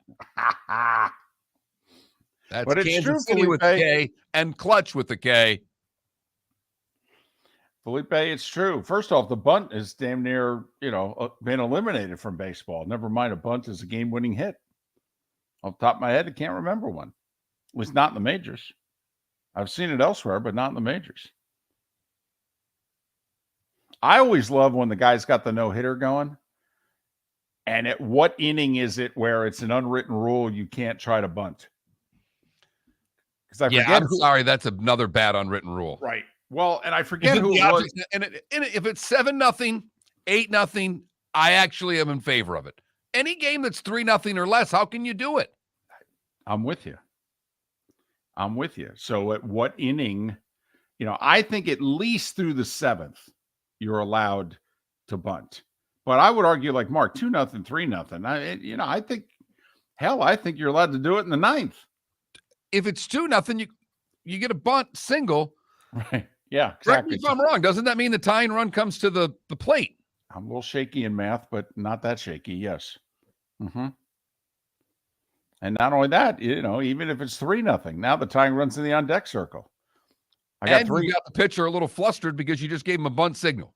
And you figure he's tiring. We're in the 9th, right? So, but what do we know? David Moulton coming to my side of the unwritten rules. What on God's green earth is happening? David Dwork to talk Panthers. That's next, right here on the Florida Sports Network. David Moulton for Napa, Napa Auto Parts, and Napa Filters. Insist on Napa filters for your vehicles, or if you're a do-it-yourselfer, only buy Napa filters. Napa has a filter for almost anything on earth that moves, whether it's motorcycles, foreign and domestic cars, vans, SUVs, earth-moving equipment. You get the idea. Napa Napa Auto Parts, Napa Filters. Insist on them for your vehicles, or if you're a do-it-yourselfer, only buy Napa Filters. Miller and Moulton here for the Clutch Vodka Play of the Day. Mark, remember Nick Charles, Fred Hickman, the CNN Play of the Day? Yeah, CNN did a nightly sports show. That was a while ago. Yes, it was. Just work with me. Everyone liked the pod, the Play of the Day. So how about we have the Clutch Vodka Play of the Day? Sounds good. Fun. Smooth. Like Clutch Vodka.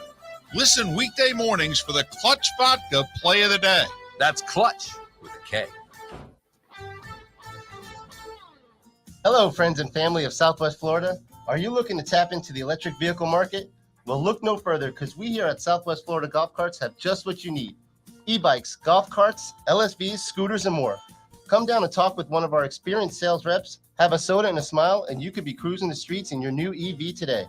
Stop by the store or visit our website at flgolfcarts.com and enter for a chance to win $100 off your next purchase by answering John's monthly sports question.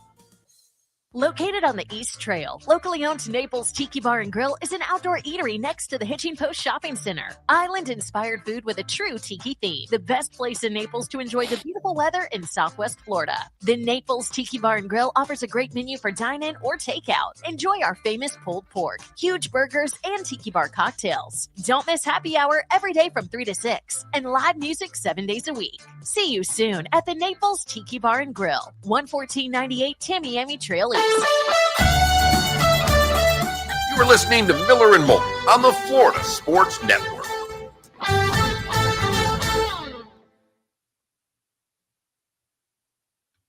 Oh, no way. The Falcons actually. Wow. That's cool. David, did you see the Titans schedule release video? Mm-mm. They went down Broadway in Nashville and asked people to say who they were. There's 4 girls all on like a bachelorette party. No, I know that one. That's the Cowboys. That's the Cowboys. It was the Indianapolis Colts. The Boston Bobcats was the Cincinnati Bengals. I mean, they just put the wrong thing up there. But the one that had the Falcons schedule out there, someone called them the Red Stallions. And the Falcons went and changed their Twitter handle to the Red Stallions. That's spectacular. The girl in the video too goes, "Ooh, the Red Stallions, Yeah, rawr." rawr. And in the caption, the bio for the Falcons Twitter says "rawr." That's all it says. Outstanding. So the schedule's starting to come together in the middle of the afternoon, and I'm seeing all the leaks, and I realize, wow, this Monday Night Football schedule looks really good. So I know Joe's going to have to go on at least one show, if not, 2 or more. Troy was on yesterday on Get Up. Yes. And one of them I even think Troy was on Good Morning America with Strahan. Okay, I saw he was on Get Up because we have it on in here. And so I text Joe and I go, combining Brockmeyer with Bull Durham. Okay. Do you have your cliches down? You must know them. Rely on them. They are your friend. All right. And so I go in quotes, Joe, what do you think of the schedule? And underneath I write, amazing. Couldn't imagine a better one. Can't wait for the seasons to start. Honestly, wow. It feels like a Super Bowl. So he used the Super Bowl one. And then I said to him, I go, you could say all of these in a row. Imagine if this was the answer. What do you think of the schedule? Amazing. Couldn't imagine a better one. I mean, I can't wait for the season to start. Honestly, wow. I mean, Jets, Bills, it'll feel like a Super Bowl. Right. He was like, appreciate the help. Thanks.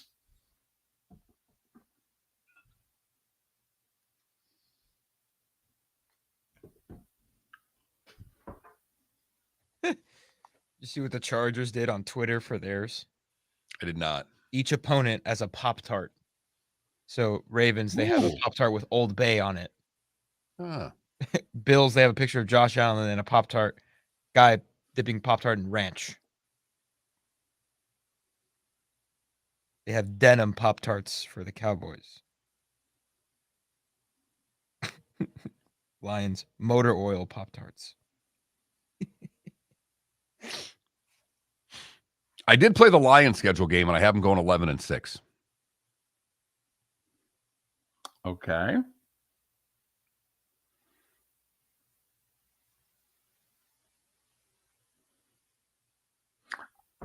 The Rodney Dangerfield of the NFL has to be the Vikings, right?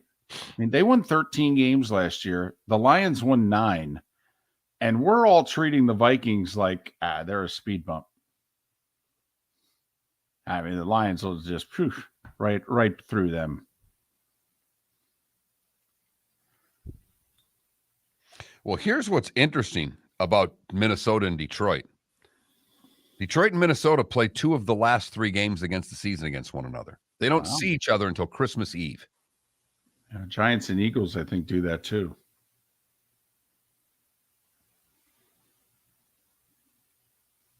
Call Dwork. Gotcha. That Giants schedule is something, though. From weeks 2 through 10, 9 games, 7 on the road. And one of the 2 home games is the Jets. They literally only have like 1 true home field advantage in a 9-week span. 4 Lions primetime games. Does that count Thanksgiving? No, because they got to. Well, one of them's a Saturday night or your Dallas-Detroit game late. Yeah. December 30th. That's the game the NFL moved to December 30th instead of having New Year's night. New Year's Day. Okay. He's on hold to come back. So it's a Saturday. It works out perfectly for me.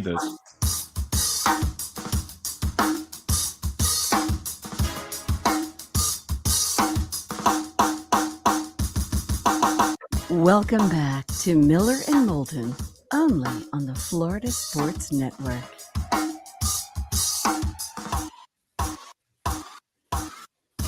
$22 before the hour. Miller and Moulton, Florida Sports Network, floridasportsnetwork.com.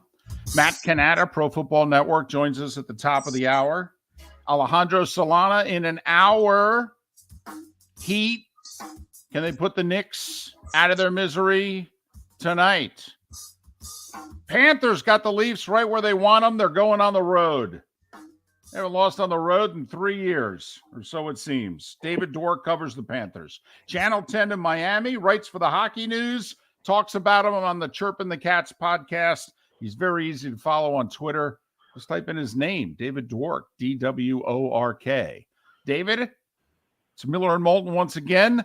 I mean, the Panthers got him right where they want him, right? Let's go on the road. Yep. No, they've been preaching how comfortable they are on the road. They like starting series on the road. They don't feel, I mean, they've said they don't feel any pressure anywhere, but particularly they've been comfortable on the road. They've won 5 straight, including all 5 of them have been in extremely difficult buildings to play in this season, whether it was Boston or Toronto. So you think they'd be feeling pretty good heading into game 5. And I mean, we'll see what happens. Toronto, there's no arguing. Toronto's a great team, but Florida has been the surprise of the playoffs. Nobody wants to play them. So, we'll see how it goes tonight. A little hiccup in game 4. That was not their best effort. It was a tight game by score, but I thought Toronto really took the game to Florida in that one. How did you estimate why game 4 went the way that it did? The Leafs they did something a little different with their wingers. They were a bit more aggressive.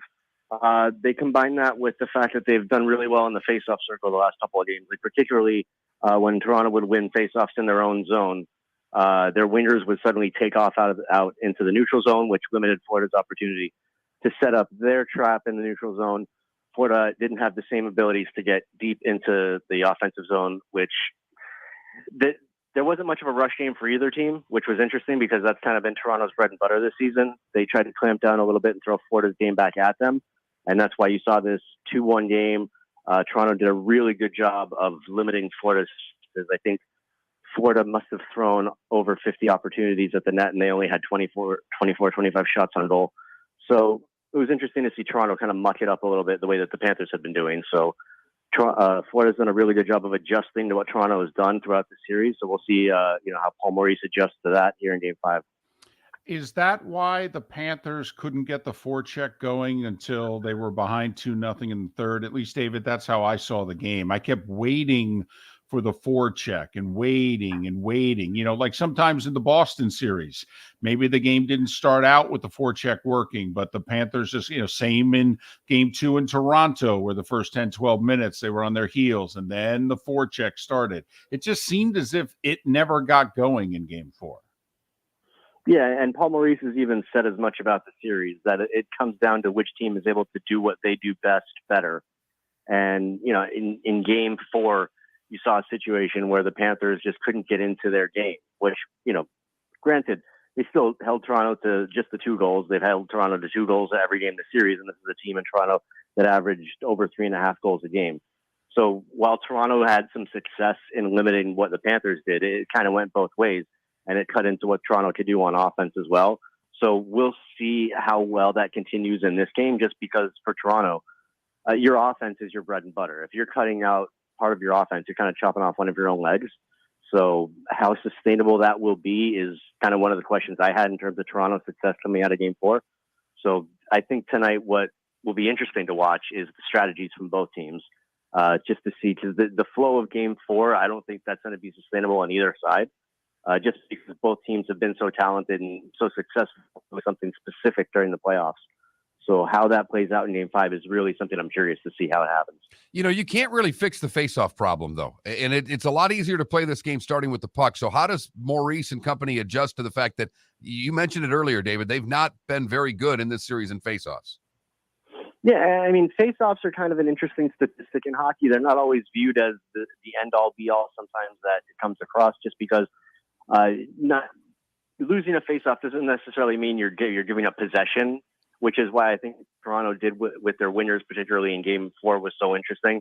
Whether you win a faceoff or not, you want to set yourself up positionally for what you're trying to do.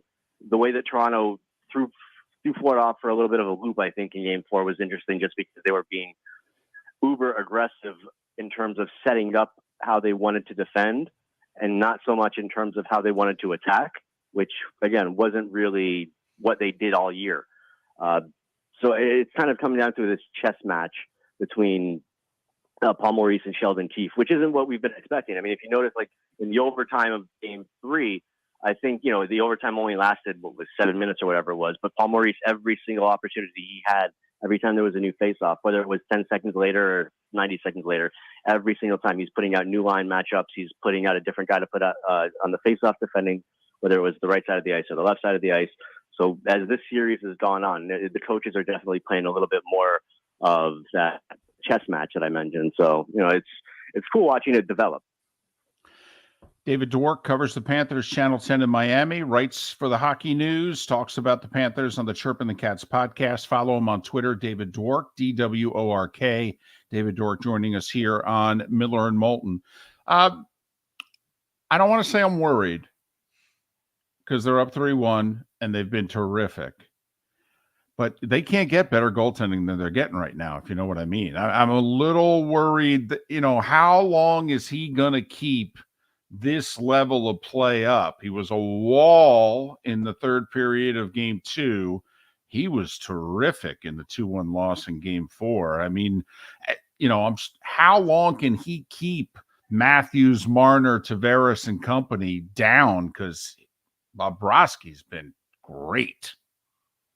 Yeah, I think when we spoke about it this time last year, we spoke about Bobrovsky playing his best hockey as a member of the Panthers.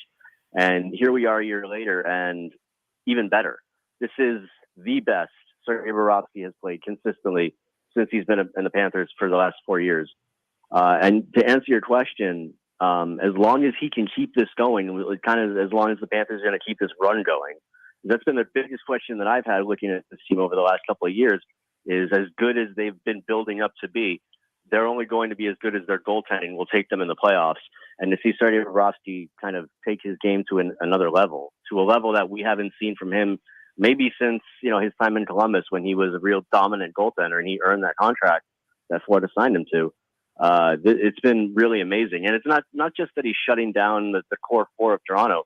It's the consistent level of play. It's the fact that you're not seeing the cheap, frustrating goals go in 1 or 2 a game. I mean, the fact that he and the Panthers have held Toronto to just 2 goals a game through 4 games of the series is really impressive.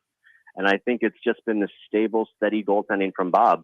And it's not like he's doing anything different, whether it's in his routines, whether it's in the way that he's been approaching the game. Everything has stayed the same. It's just his level of play and compete and, whatever adjectives you want to use to describe his play on the ice has gone through the roof right now.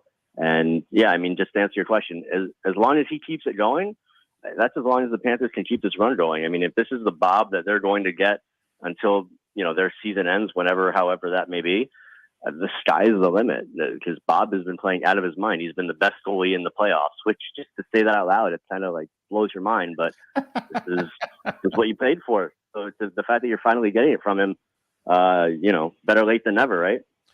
No doubt. David, when you look at a game, how do you break it down? To me, I think the first 5 minutes are huge. I've followed this sport my whole life, and it doesn't mean you have to get a goal, but we've talked about the chess match. To me, the first 5-7 minutes of which team can establish what it is they want to do is going to be imperative in tonight's game.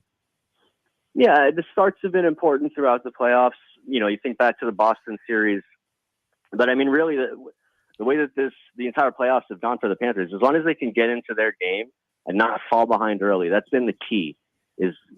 Particularly in the Boston series, but this Toronto series, you haven't seen a lot of lead changes. You haven't seen those swings that you've seen the Panthers play throughout the year, because they're just not playing that style anymore.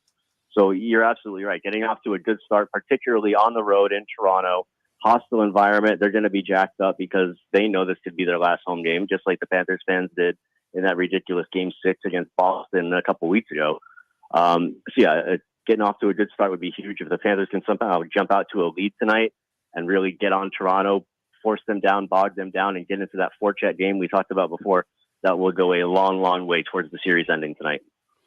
David, thank you for your time and your insight as always. Hopefully the next time we talk to you, it's with the Panthers and the Hurricanes in the conference finals. Amen, brother. Let's hope so. David Dwork, Channel 10 in Miami, the Hockey News, Chirping the Cats is the podcast. Follow him on Twitter, David Dwork, DWORK. Panthers have played 11 playoff games, Mark. The home teams won 3 of them.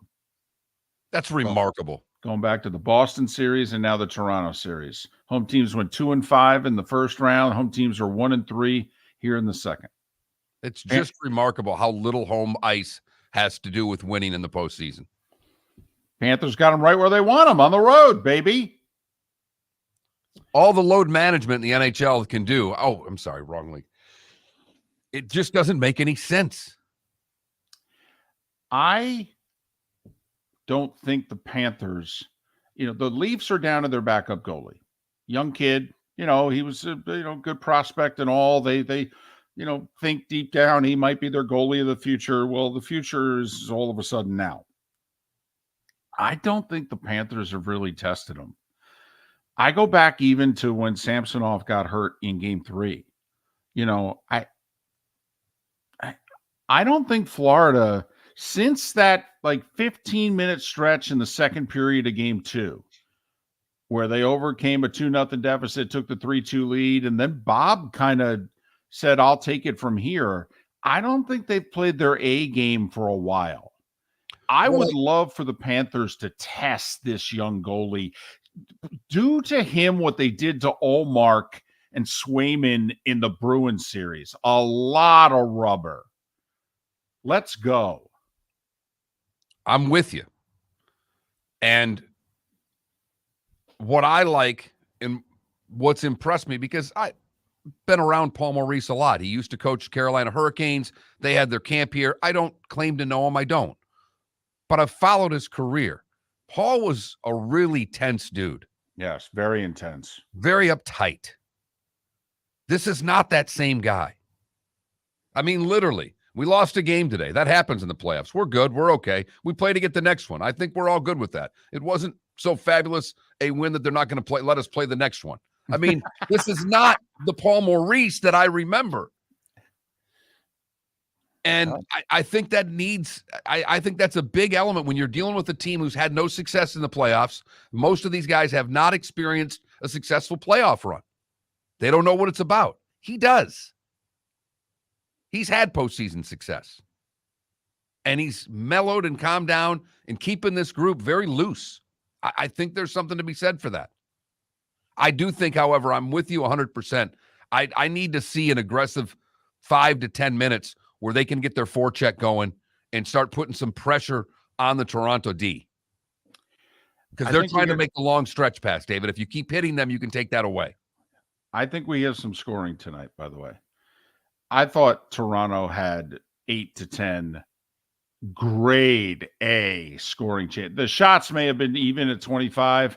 10 of Toronto's 25 shots were grade A scoring opportunities. Bobrovsky was great in that 2-1 loss. And I think that keeping Matthews and Tavares and Marner and company, they've kept them down for 4 games. Hey, Mark, those are great scorers, great players. Eventually, they are going to find the net. I have a feeling we got a 5-4 game tonight because I also think that Florida, they know they didn't play that well. That was a C effort in game 4. They know it. I think we get some scoring tonight. I really do. I think we got a 5-4 game tonight. Ooh, I'm all in for that. Would be unlike how these playoffs have gone in the East, at least. We've not had a lot of big scoring games, close big scoring games. We've had one-sided scoring games in the East. Not a lot of these type of games, so I'm all for it. I don't have a vibe yet. I'll get one by the end of the show. Bark off in overtime.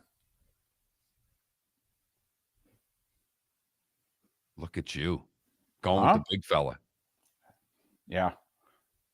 He's been different since he came back. He was sick. Ever since he came back midway through the Boston series, he's been a different player. He's finally played to his size. And I think having Tkachuk on the ice helps that because you can't not play hard watching the way that guy plays. Well, between Tkachuk and Bennett, I mean, he's got to play to his size or else those two will kick his butt. That's just in practice.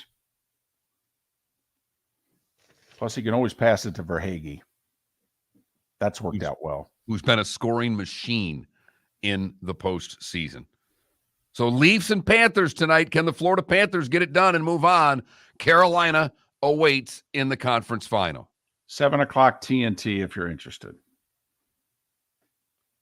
Matt Cannata to talk NFL schedules on the other side, and Alex Solana to talk Heat as well in our 8 o'clock hour. Miller and Moulton right here on the Florida Sports Network. David Moulton for Napa, Napa Auto Parts, and Napa Filters. Insist on Napa filters for your vehicles, or if you're a do-it-yourselfer, only buy Napa filters. Napa has a filter for almost anything on earth that moves, whether it's motorcycles, foreign and domestic cars, vans, SUVs, earth-moving equipment. You get the idea. Napa Auto Parts, Napa filters. Insist on them for your vehicles, or if you're a do-it-yourselfer, only buy Napa filters.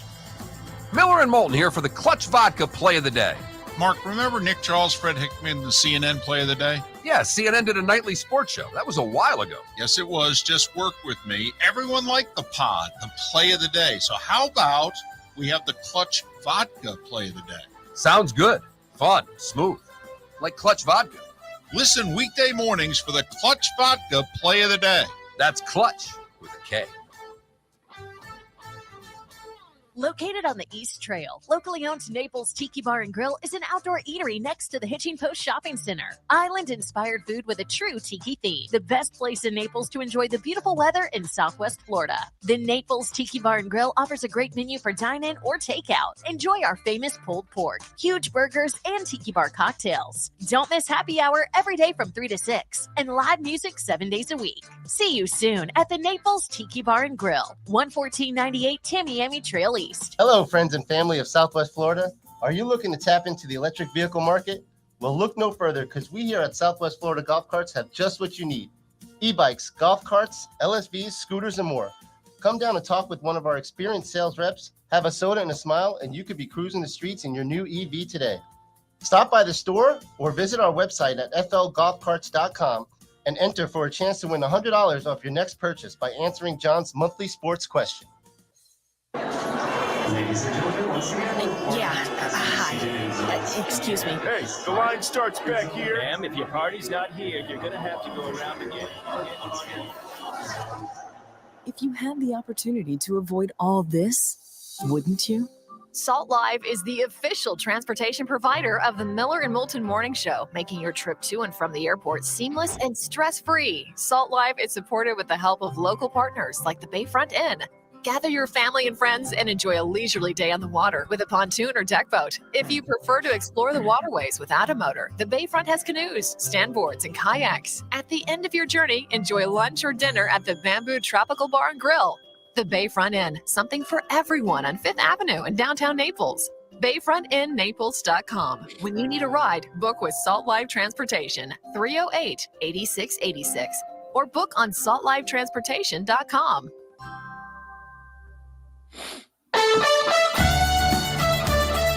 You were listening to Miller and Moulton on the Florida Sports Network.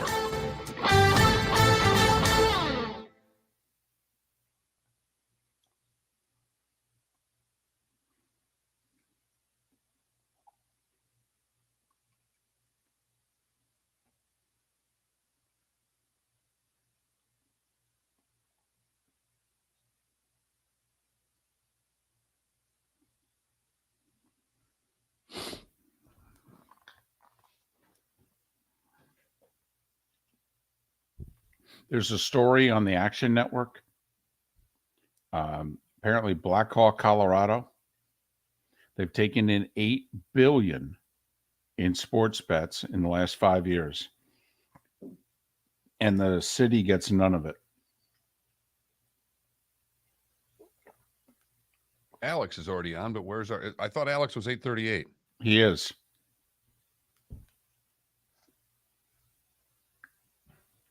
You're way early, my man.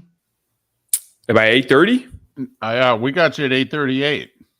Okay. I was told 8 a.m., but 8:38 works for me. No worries. Oh, I'm sorry. We got another guest at 8, or we'd put you in. That's Nope, no problem at all. Sounds unless I screwed No, up. You didn't. Okay. Well, if you did, I don't think I did. It's cool. I was told 8, but I'll be back at 8:38. No problem. Okay. Thanks, Well, Alex. Thank you. Yeah, no problem. Later, guys. Good morning, Matt. Hey, guys. How are you? Good. How are you? Tired. Great. What, doing schedule game all night? Yeah, yeah. How's College Football Network going? It's starting to pick up momentum. We are cautiously optimistic that once we get going here in the summertime, that it will start to show signs of bigger life. But it's going. It's going. Good. We'll see, though. Google's changing everything, though. So see how that impacts everybody. Just their algorithms on how you search? Yeah. They're incorporating more AI into everything. So well, it was nice. Publishers all over the place are going to be impacted in some way. How much, we don't know. Oliver was great, for the record. The accent threw me. I wasn't ready for a Brit that early in the morning, but his knowledge is second to none. Yeah, he's very, very smart. Was the accent okay, though, for the audience? Oh, the audience loved it. Okay, cool. Americans love a British accent, except my mom. She's Irish. She still hates the Brits. But I don't think Oliver ever sleeps. He is just so. Well, we know he doesn't comb his hair. Yeah, that I will say. That is something. He is. He's one of those people who are just really grateful to be in the business and will do anything to make sure he stays in the business. Yeah. That really sucks for you, the boss, right? That's right. Exactly. Yeah. I hate workers. Tough. I hate workers like that. Yeah. No, it's tough. You take a vacation soon now that the schedule's done? I mean, yeah. So now, yeah, exactly. So we're going to start getting our vacations for all of our staff going here before training camp. I'm going to take some time off in June to go to Niagara Falls. Oh, cool. Maybe. Yeah. And then see where we kind of go from there. All right. Well, enjoy. Yeah. Thank you.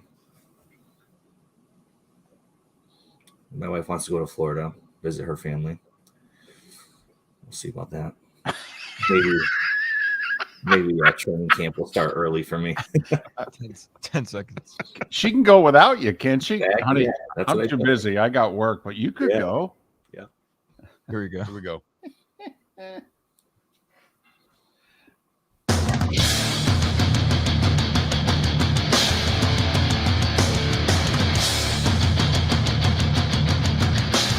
You're listening to Miller and Moulton, exclusively on the Florida Sports Network.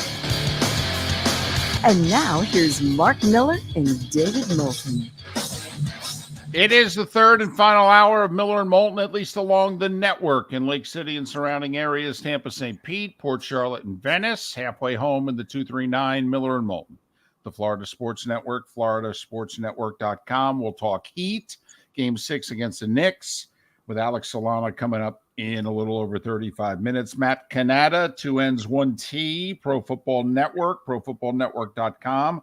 Kind enough to join us once again. You can follow Matt on Twitter at CannataPFN. Matt, thanks for your time.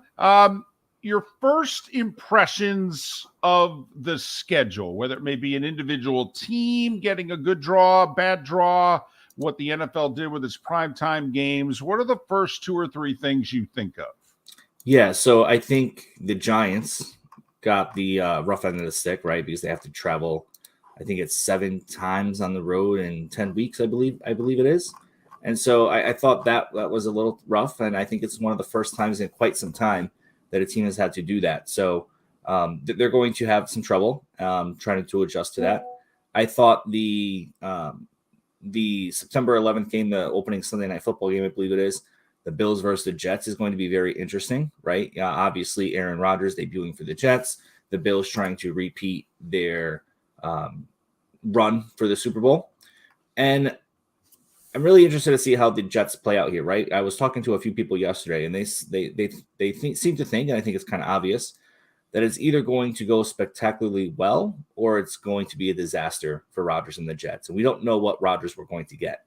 It's also going to be very interesting to see how the Jets manage Rodgers' snap counts, because 65% they have to give up a first-round pick, right? And I think you're going to see a lot of Rodgers coming out of the game early if it's out of reach or if they're blowing out. And then what happens when they get closer and closer to that 65% mark. I was a little disappointed to see that the Dolphins and Chiefs are playing out in Germany, only because that would have been an incredible environment for the return of Tyreek Hill. And that game will likely have a lot of implications in Week 9 for both teams. And I thought that environment at Arrowhead would have been incredible. And while Germany, certainly, they need to grow the brand and everything else, and that's a fantastic game to bring over there, I think they missed out on an opportunity for a really good environment here in the United States. And then I think the Lions, too. I think the Lions got a lot of love, and I'm really interested to see how they perform this year, and whether they're going to be last year's Broncos, where they just kind of stink on primetime, or if they're going to really pull forward this year. Boy, I'm with you there, because it's unusual for Detroit to be in this situation. And, I can't help it. We all play the schedule game. The Lions look like they could be a pretty good team, but we'll find out. They do play Minnesota 2 of the final 3 games of the season. That could very well be for the division. I know you are a closet Dolphin fan. We played the Dolphin schedule game. And, hey, looking at their schedule based on opponents, this is going to be anybody in the AFC East has it tough, but Miami looks like they have it particularly tough. This is not going to be an easy road for the Dolphins. Yeah, I'm predicting a 17-0 record for them in the regular season. We know. We know you are. No, I think it's interesting, right? The Chargers game is really intriguing. So I think on paper, that's a really tough matchup. But here's the thing. The Chargers are pretty much bringing back everyone from last year. I know they made some changes on their coaching staff and whatnot, but the general foundation remains. Like, Brandon Staley's the defensive coach. And I think in the early part of the season, the defense is usually ahead of the offenses on both sides, right? And you have Vic Fangio coming in, and he's unleashing a new scheme and everything else. And I think that actually works out really well for the Dolphins. Really tough opponent week 1, but I think it works out really well because the Chargers are going to have no idea what to expect. And they're going to have to adjust in real time. And Justin Herbert's still a young quarterback when it's all said and done, right? Very good, but still young. And I think the Dolphins have an incredible advantage there going against the Chargers. Against the Patriots are not what they used to be, obviously, but it is a divisional game. You look down their schedule here. You got the Eagles, you got the Patriots, and back-to-back. You got the Eagles, Patriots, Chiefs right before their bye week. That's going to be a tough stretch for them. And then toward the end of the season, we don't know about the Jets yet. They have them twice in 4 weeks, and the Cowboys, Ravens, and Bills. So the Dolphins' end-of-season schedule is really brutal. And if they're fighting and clawing for a playoff spot, that's going to be really hard for them. But they're going to have to really make sure they get out up front early on in the season to make sure they pad some of that stuff for later on in case they need it. Well, I think the Dolphins' schedule in that sense, Matt, mirrors last year. Remember, we looked at the Dolphins' schedule last year and said challenging in the first third. Middle third is where you make your hay. And boy, this home stretch, this is hard. And sure enough, they went 3-3, 5-0, 1-4. And so I think the schedule in some ways looks similar. You mentioned the Chargers, though.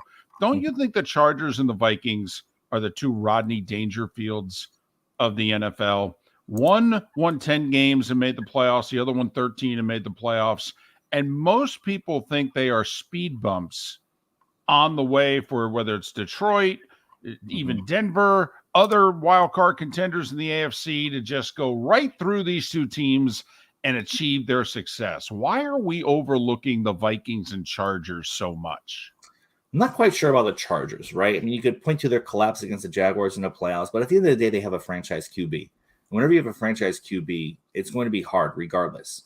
And so they made some changes. Brandon Staley, obviously, I think if he collapses again this year or doesn't really show advancement into the playoffs, he could be out the door. But I think we talked about it when that happened. The Chargers ownership is pretty cash poor. So they probably, want to hold on to him as long as possible.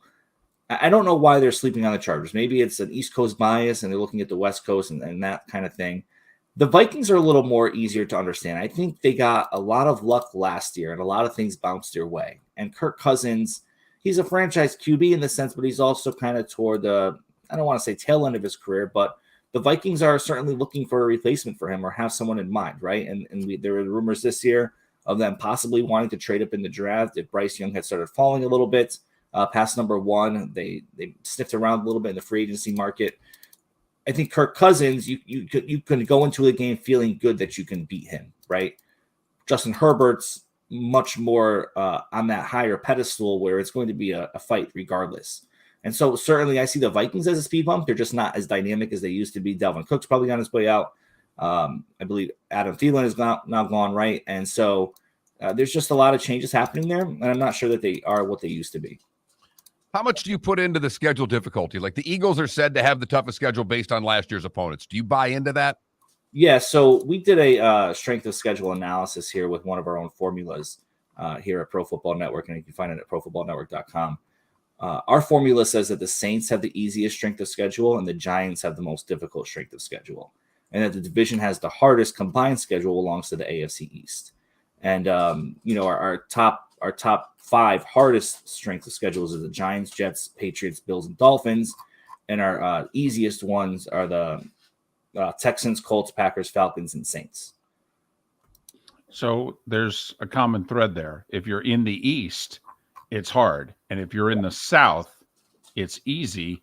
In theory, and we kind of picked up on this a few weeks ago, doesn't Jacksonville have a real chance then to post a very impressive record if they continue, if they didn't plateau, if that how they ended last year is the beginning? Doesn't Jacksonville have a real chance here to post 12, 13 wins? I think so, right? Because you have to look at kind of how they did last year with Doug Peterson. I don't think anyone expected them to go worst to first in terms of going from, that to the playoffs and advancing to the second round of the playoffs. And when you look at that improvement from year over year and the development of Trevor Lawrence, it's certainly possible. Calvin Ridley is back. You're likely to get regression for some of their pass catchers, Zay Jones, Evan Ingram. They do have really tough home games against the Chiefs, Bengals, 49ers, and Ravens. But they get them all at home, though. They get them all at home, right? And that's the key. So those are the games where you look at and you say, okay, if they can win 2 or 3 of those, that's what's going to push them to 12. Otherwise, I think they're a 9 to 10 win team, right? And will push for the division title. Meaning the Texans are probably not going to compete. The Colts, probably not this year. The Titans, who knows what we'll see from them. But those are the games that you have to look at. And those are the games that the Jaguars can say, okay, that's a home game for us. If we can pull out 1 or 2 of these, that's going to push us to 12 wins. So I think it's certainly possible, and it's not unrealistic to think that they could. What do you make of the Bucs? That division, someone's got to win. What do you think it's going to take? And the Bucs have a, like the Saints and everybody in that division has a little bit easier schedule. It's Baker Mayfield, we think, and Someone's got to get to 8 or 9 in that division. Yeah, I'm not high on the Bucks, right? I know Baker has some good playmakers around him, but at the end of the day, there's a reason why Baker Mayfield has traveled around from team to team, right? There's a reason why Todd Bowles is on the hot seat. There's a reason why Byron Leftwich got run out of town, and certainly trying to learn under a new offensive coordinator and a new offensive system and a new QB. I don't have a lot of confidence in the Buccaneers. Looking at their schedule, I see maybe 6 to 7 wins out of them. I think we're going to see another tear down after this season with them, and they're just going to have to try to figure it out. Next year, it's a deep QB class again. So I think we could see the Buccaneers rebuilding starting after this year with a new head coach. Can I be selfish? Okay, Mhm. I've been pounding the table thinking that the teams in the AFC North have a decided schedule advantage over the other 12 AFC teams. You guys did your schedule formula. Mhm. Am I right?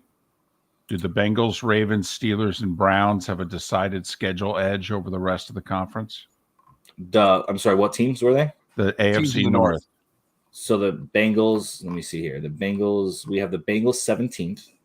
We have the Ravens 21st, right? And the lower you go, the easier it is. Browns 23rd. And then what's the other team? Pittsburgh 19.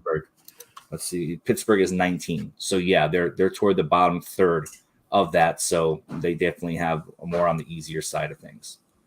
Okay. He's Matt Cannata, Pro Football Network, profootballnetwork.com. You can follow him on Twitter, Cannata, 2 N's, 1 T, Cannata PFN, Cannata PFN. Matt, listen, enjoy yourself, take some time off. And how about between College Football Network and Pro Football Network, we regroup sometime in August? Let's do it. Thanks, guys. You've always been great. Matt, thanks for everything. Really appreciate it. Take care. ProFootballNetwork.com, CollegeFootballNetwork.com. Matt Cannata runs them both. Cannata PFN, 2 N's, 1 T. Their schedule game, as you talked about, Jacksonville with the 22nd easiest schedule. Or 22nd most difficult schedule, I should say. Detroit, the 24th most difficult schedule. I mean, Minnesota went 13-4 last year. They won all those close games. In certain divisions, you play a lot of toss-up games. If it's your year to win them, I mean, we're watching it right now with the Marlins. They're 12-0 in one-run games. 12-0. They're the Vikings. Right. Losing the first round of the playoffs. Miller and Moulton. We'll talk Heat with Alejandro Solana coming up in 25 minutes right here on the Florida Sports Network. Hello, friends and family of Southwest Florida. Are you looking to tap into the electric vehicle market? Well, look no further, because we here at Southwest Florida Golf Carts have just what you need. E-bikes, golf carts, LSVs, scooters, and more. Come down and talk with one of our experienced sales reps, have a soda and a smile, and you could be cruising the streets in your new EV today. Stop by the store or visit our website at flgolfcarts.com and enter for a chance to win $100 off your next purchase by answering John's monthly sports question. Ladies and gentlemen, once again. Yeah. Hi. Excuse me. Hey, the line starts back here. Ma'am, if your party's not here, you're going to have to go around again. If you had the opportunity to avoid all this, wouldn't you? Salt Live is the official transportation provider of the Miller and Moulton Morning Show, making your trip to and from the airport seamless and stress-free. Salt Live is supported with the help of local partners like the Bayfront Inn. Gather your family and friends and enjoy a leisurely day on the water with a pontoon or deck boat. If you prefer to explore the waterways without a motor, the Bayfront has canoes, standboards, and kayaks. At the end of your journey, enjoy lunch or dinner at the Bamboo Tropical Bar and Grill. The Bayfront Inn, something for everyone on 5th Avenue in downtown Naples. BayfrontInNaples.com. When you need a ride, book with Salt Live Transportation, 308-8686, or book on saltlivetransportation.com.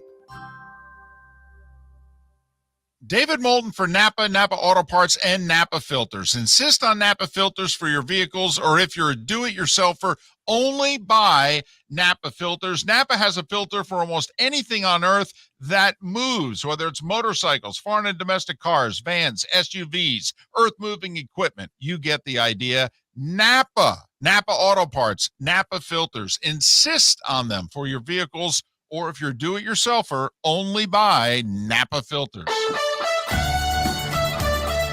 You are listening to Miller and Moulton on the Florida Sports Network.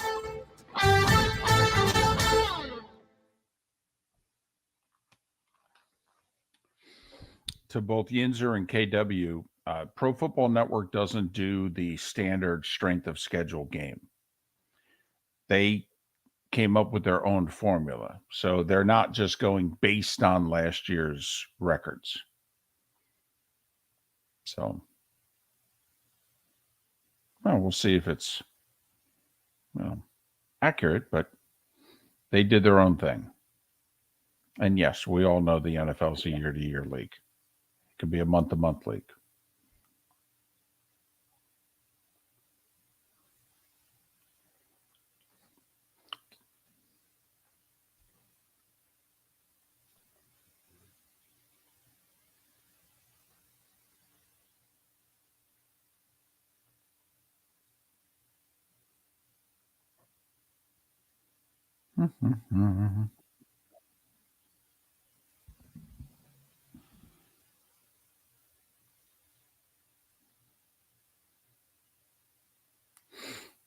Yeah, Logic Man, it was historic. Had never been done before. Guy scored that few points through 3 quarters and then literally outscored the other team in the 4th quarter.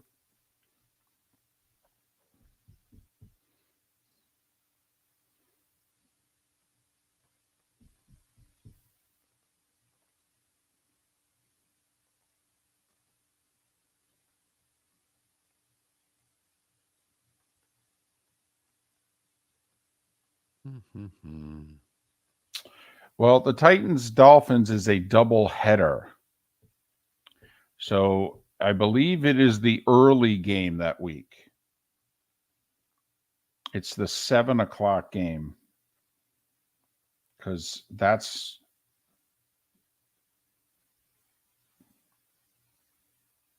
Is that December 11th? Titans-Dolphins? I think it is. And I believe that's the 7 o'clock Monday Night Football doubleheader. With Packers-Giants, the 8:30 game.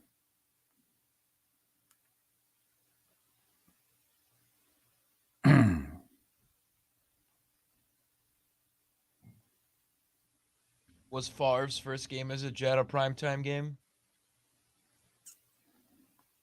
I don't know. It was 2008. Like Thursday Night Football, I don't think was an every Thursday thing yet.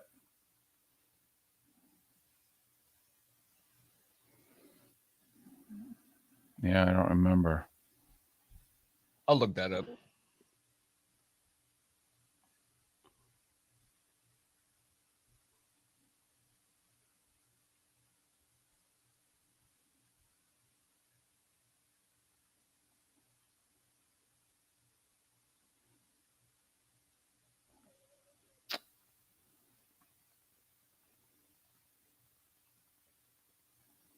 It was in Miami.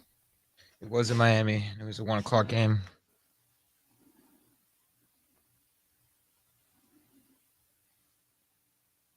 His third game was a primetime game. It was Monday Night Football.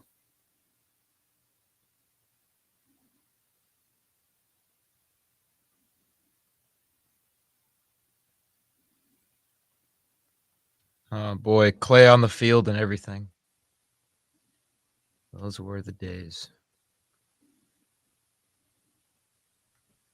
Tell you what, the tailgates that we used to have for Marlins games were fun. All 6 of you? Yep. We used to go to Marlins games a lot at that stadium. Yes, Ryan. Monday Night Football can flex 3 times, I believe, in a 5-week span, weeks 13 through 17. They can flex out 3 times.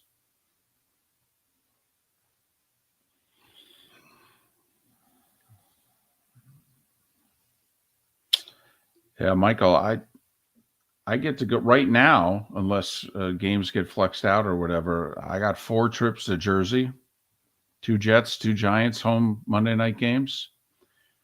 Week 3, it's a doubleheader, but I think we're doing the game in Tampa. Here we go. And then we have a game against Cincinnati in December in Jacksonville.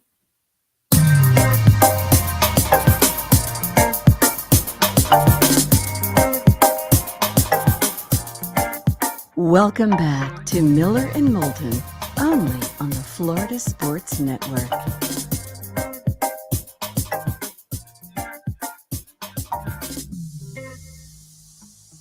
"21 minutes past the hour, Miller and Moulton, Florida Sports Network, floridasportsnetwork.com. So apparently Brady is buying into the Raiders. Adam Schefter reporting this morning in serious discussions to become a limited partner, minority owner, whatever you call it. Does the league allow their owners to be broadcasters? That's the very first thing I was wondering. I can't imagine they do. Either that or can he not broadcast a Raiders game? Can he broadcast any game except if it involves the Raiders? Sorry. I mean, you know, as it is, fans already think broadcasters, you know, hate their team. They do. I mean, the funny thing is how much grief Troy gets in Dallas from Cowboys fans. I mean, it's funny. Eagles fans like Troy the broadcaster so much more than Troy the player. It's amazing how nice the Eagles fans are to Troy. They're like, man, you've said nothing but good things about us for 20 years. I mean, I hated you when you wore the 8, but I love when you do our games now. I think there's nothing better, though, than Joe Spotter, who is the devout Eagles fan, who looks at Troy, calls him by his number, calls Troy Aikman, the Hall of Famer, hey, 8, and then flaps his wings at him. Every time the Eagles score. Doesn't matter if we're doing an Eagles game or not. If he finds out the Eagles scored, he looks at Troy and he does the wings. I mean, that is spectacular. Now, of course, now that we're Monday night, we don't hardly ever have a competing game. But when we did Sundays on Fox, he would just, you know, hey, start flapping his wings. You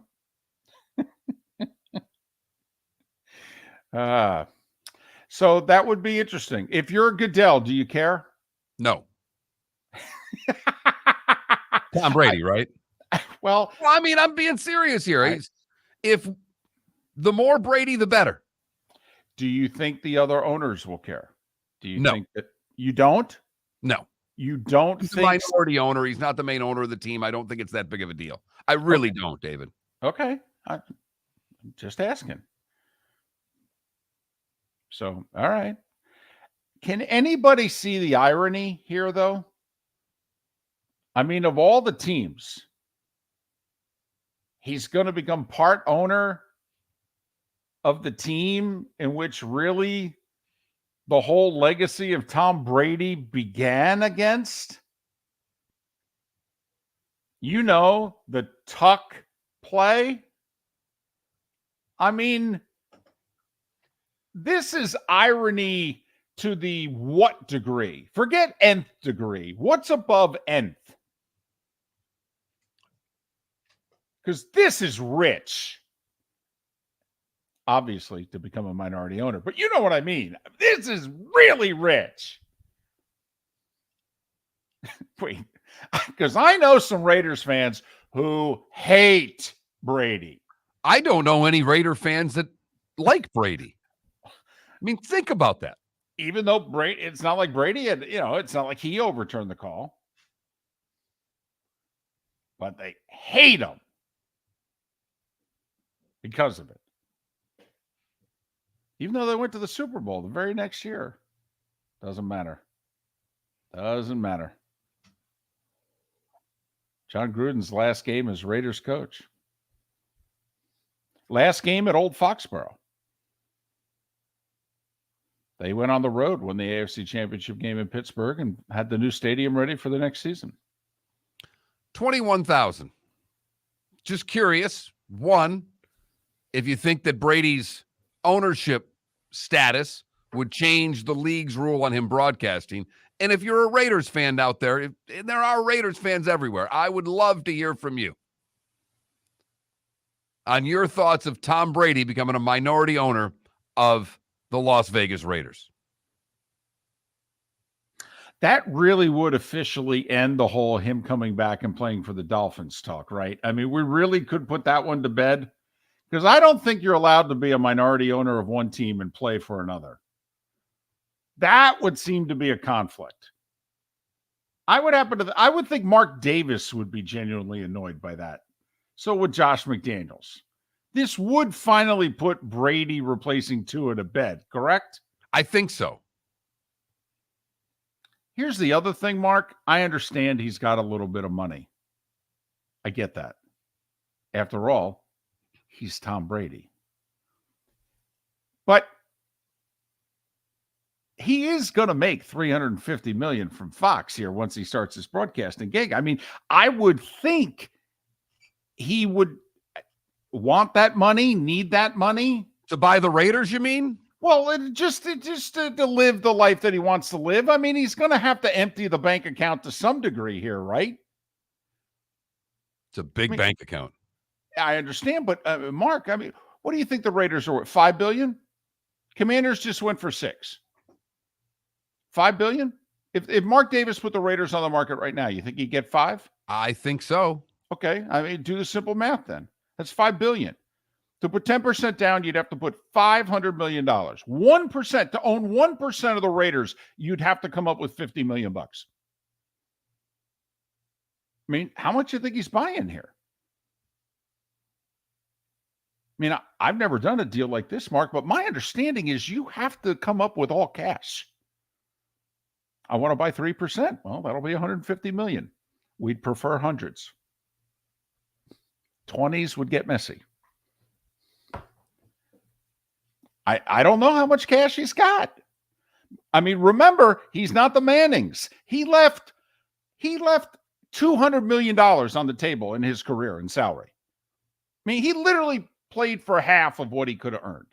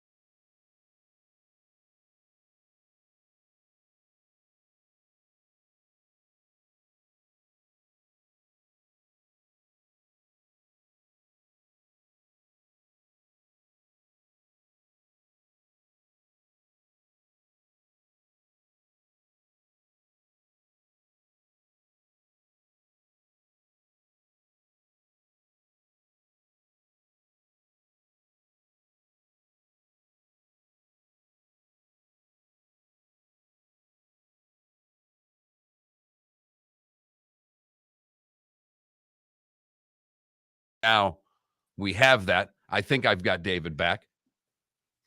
Hey, welcome back, David. Welcome back.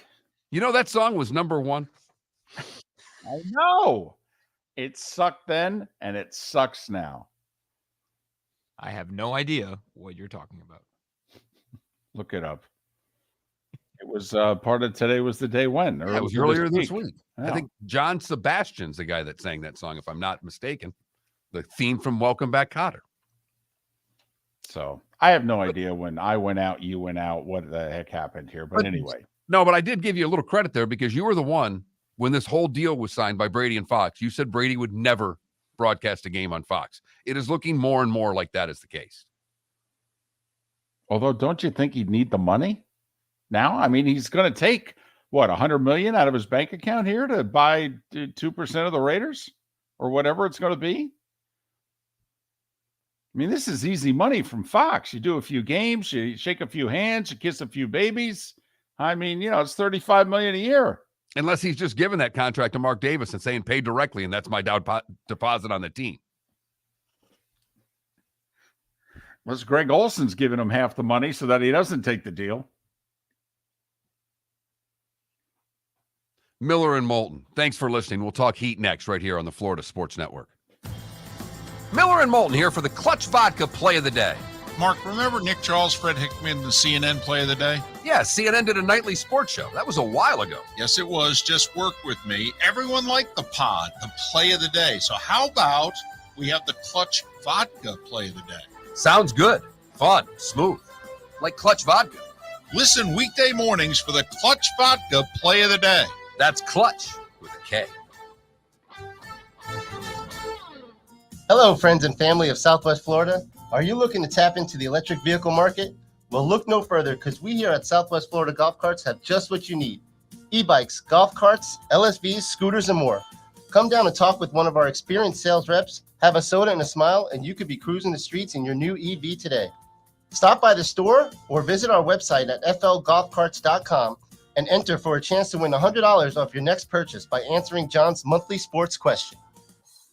David Moulton for Napa, Napa Auto Parts, and Napa Filters. Insist on Napa filters for your vehicles, or if you're a do-it-yourselfer, only buy Napa filters. Napa has a filter for almost anything on earth that moves, whether it's motorcycles, foreign and domestic cars, vans, SUVs, earth-moving equipment. You get the idea. Napa Auto Parts, Napa filters. Insist on them for your vehicles, or if you're do-it-yourselfer, only buy Napa filters. Located on the East Trail, locally owned Naples Tiki Bar and Grill is an outdoor eatery next to the Hitching Post Shopping Center. Island-inspired food with a true tiki theme. The best place in Naples to enjoy the beautiful weather in Southwest Florida. The Naples Tiki Bar and Grill offers a great menu for dine-in or takeout. Enjoy our famous pulled pork, huge burgers, and tiki bar cocktails. Don't miss happy hour every day from 3 to 6 and live music 7 days a week. See you soon at the Naples Tiki Bar and Grill, 11498 Tamiami Trail East.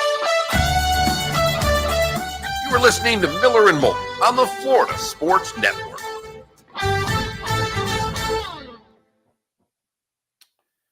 So what happened there?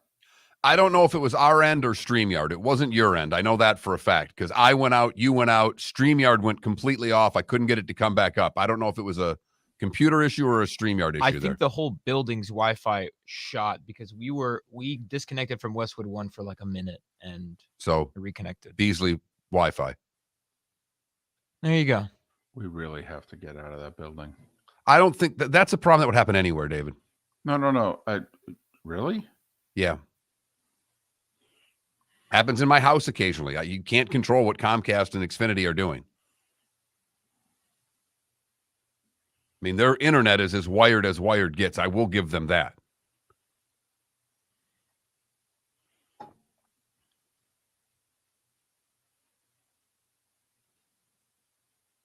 So are we connected to our affiliates or not?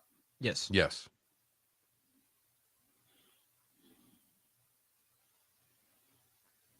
Who are you calling? Was that Westwood 1 that called? Yeah. I was like, yeah, the whole building's Wi-Fi went shot because David also disconnected. So, okay. We're back up now. They're like, oh, yeah, I got you. All right, bye.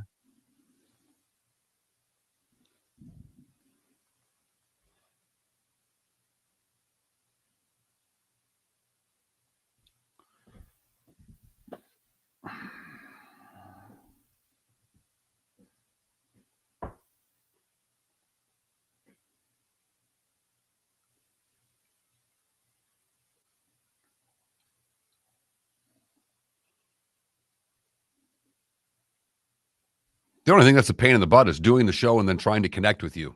That's the multitasking that I hate.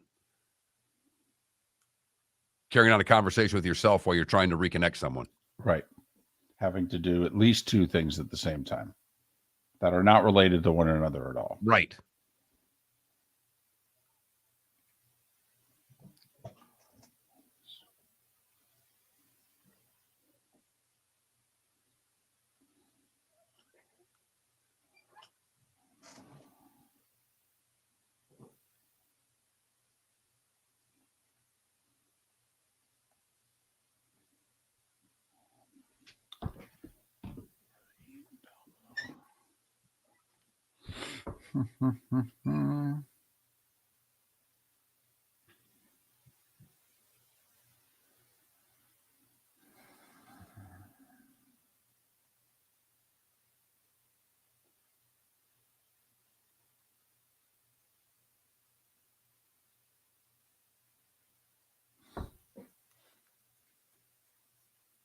Come on, Alejandro.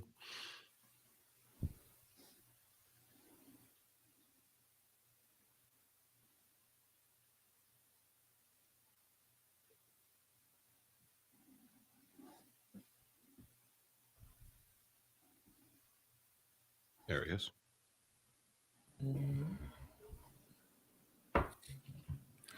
Perfect. Hello again. Hello again, Alex. You ready? Yes, sir. I am. I don't mean for now. I mean for tonight. I am. I'm feeling pretty confident that they'll wrap it up tonight. Yeah, we are. Oh my. And I'm a Knicks fan, and I'm feeling very confident. Are you? Yeah. I grew up in Jersey. Oh, really? Yeah. What part of Jersey? Kind of north central town called Edison. Okay. Yeah, my sister, she moved up to Manhattan back in 2008. She went to the Fashion Institute. Okay. So she's lived there ever since. She got married, moved out to Long Island, but my aunt lives in Cherry Hill, a little bit closer to Philadelphia. Yeah, very right. nice. So I'm familiar with the area. Yeah, Cherry Hill's a little different area code than I grew up in. If Yeah, you know just what I mean. Yeah, But I got you. Just a little bit. I got you. Yeah. That's like one's on the water, one's inland. Yeah. So what brought you down to South Florida? I was working in Fargo, North Dakota, and I got a local TV job. Yeah, that sounds like the jackpot, if you ask me. My wife was happy. We went from the map where it was dark blue and purple to where it was red and orange. She was very happy. 10 seconds, guys. 10 Here seconds. we go. Thanks again, Alex. Of course.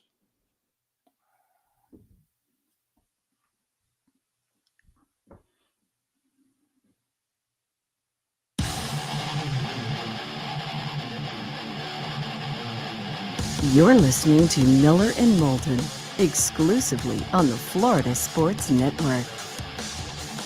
22 minutes until we're out of here, at least along the network in Lake City and surrounding areas, Tampa, St. Pete, Port Charlotte, and Venice. The bonus hour awaits in the 239 at the top of the hour. Miller and Moulton, Florida Sports Network, floridasportsnetwork.com. He's got 3 jobs. He's part of Heat Radio, Dolphins Radio, produces the show on QAM in Miami. He's Alejandro Solana, pre and post Heat Radio Network. Follow him on Twitter, Alex M. Solana, Solana. Alejandro, it's David and Mark. Thanks for doing this. How you feeling about tonight? Yeah, I'm good. Always a pleasure when I get to join this show. But, I think most Heat fans are feeling good about this one tonight. The Knicks did what they were supposed to do, right? They went back home, backs against the wall. They shot very well. Their best players played at the highest level, and their best player gave them 48 minutes in Jalen Brunson. And again, just willed that team to victory. The Heat didn't play their best game. They didn't get a playoff Jimmy performance. And with all that being said, they were within 2 points with 2 minutes and 30 seconds left in the game. So I think if you're Miami, you're not happy that a game 6 was forced. But considering everything I just said, and you were still within 2 points, you feel like you're going to play a better game at home. And then you take in the fact that they were just killed on the glass, minus 16 on the glass, minus 21 in free throw attempts. Those are just 2 numbers that I can't see happening again in that fashion. If I look at the Heat, I don't see them being out-rebounded by 16. I don't see the Knicks getting to the line 20 more times in the course of a game. Those 2 little things could be the difference to me, Alex. Right. You're 100% right. Everybody wants to focus on the three-point shooting, which – it's fair because Miami shot 45% against Milwaukee, unprecedented considering they were bottom 5 throughout the regular season. In this series, they entered tonight, I think, shooting 31% overall. So they really haven't shot the three-point ball well this series at all. The difference in games 3 and 4 when Miami just dominated. The Knicks in those 2 games in Miami led for a total of 33 seconds, a 1-point lead. They had it twice in the second quarter of game 4. 33 seconds. Miami dominated from start to finish in both of those games. And the difference is exactly what you just mentioned there, Mark. Rebounding. Miami controlled the glass in both of those games, and the disparity in rebounding was heavily in their favor. The Knicks came into this series. They knew that they could always count on being the best rebounding team, and the Heat neutralized Mitchell Robinson. They basically forced Tibbs to take him off the court in the late stages of the game I think the Heat are hoping at home they'll be able to get that same rebounding effort that they were getting in games 3 and 4. And, that's the key to me, because if you give New York those second opportunities and you let them just control the way that the game's being played after those rebounds are caught, well, then that works in their favor. You get Randall feeling good on those transition three-pointers, and you get Brunson just attacking the paint, and he can do whatever he wants, as evidenced by the 70 points he scored in the last 2 games. Why is this working so well for the Heat right now? This didn't work for 6 months. I know it didn't. Remember, Lowry comes back from injury. They bring him off the bench. It didn't work. This is the second time of trying to bring Lowry off the bench, and it's working really well. Duncan Robinson out of the witness protection program, making 5 threes in a playoff game when Stroh wouldn't even put him in a game for seemingly forever. Why is this working? If I would have joined your show, which I did 3 months ago, and I would have told you without Tyler Hero and with no Victor Oladipo, this team would be taking out the Bucks in 5 and have an opportunity now to get back to the Eastern Conference Finals, second straight year, third time in 4 seasons, and they do it by 3-point shooting and Kyle Lowry, Duncan Robinson performing well off the bench, you would have never had me back on your show. You would have called me a Heat homer, and you would have probably DM'd my program director and told him to have me drug checked. Drug tested. That's what you would have done, because it makes no sense. Through a 82-game sample size, plus 2 playing games, let's not forget they were down 3 points with 2 minutes to go against the Bulls on the brink of elimination. Literally losing 2 playing games. It makes no sense. But I do think there's something to be said about the amount of close games Miami played during the regular season. That's helped them in these scenarios where they're down 19 in game 5. They've played abysmally throughout the entire game. They missed what the NBA classifies as open 3-point shots. They missed 36 of them. 36 open 3-point shots. Good looks. They're down 19. They cut it to 2. Doesn't matter the hole they're in. 16 points against Milwaukee in game 5, closeout on the road, and they're able to win it. Doesn't matter the hole they've been put in or that they've dug themselves into. They feel confident like they can pull themselves out of it. And truthfully, the idea that playoff Jimmy exists and he kind of just takes the regular season, not off, but let's be real. He's not playing as hard as he does in the playoffs as he does through the first 82 games. So, there are certain teams that can kind of just pull it together when it matters most. This exact same unit was a shot away from the NBA Finals last year. The Knicks have no playoff experience. There's certain things you can look to where you can understand the argument of a Heat team finding a way to win certain series. But to be in this spot after being bottom 5 in offense, bottom 5 in 3-point shooting, their defense really regressed after the All-Star break. It really is an improbable run Miami is making. But I think, when you're led by Jimmy Butler, Bam Adebayo, and you do have the same team as last year, it does kind of make sense when you're on the outside looking in. Because of one thing, Alex. To me, it's one thing that we've not talked about really hardly in this whole interview.